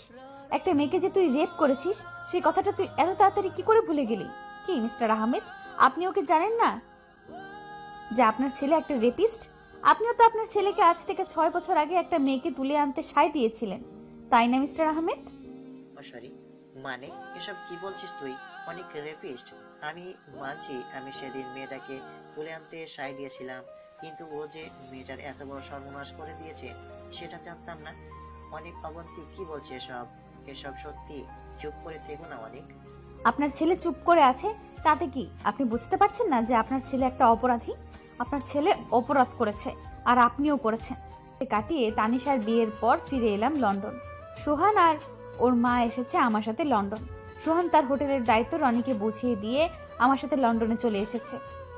এখানে এসে আবার ব্যবসা শুরু করেছে সোহান। আমি, আফরা, সোহান এখন অনেক অনেক খুশি। আফরা তো বাবাইকে পেয়ে এতটা খুশি যে বলে বোঝানো যাবে না।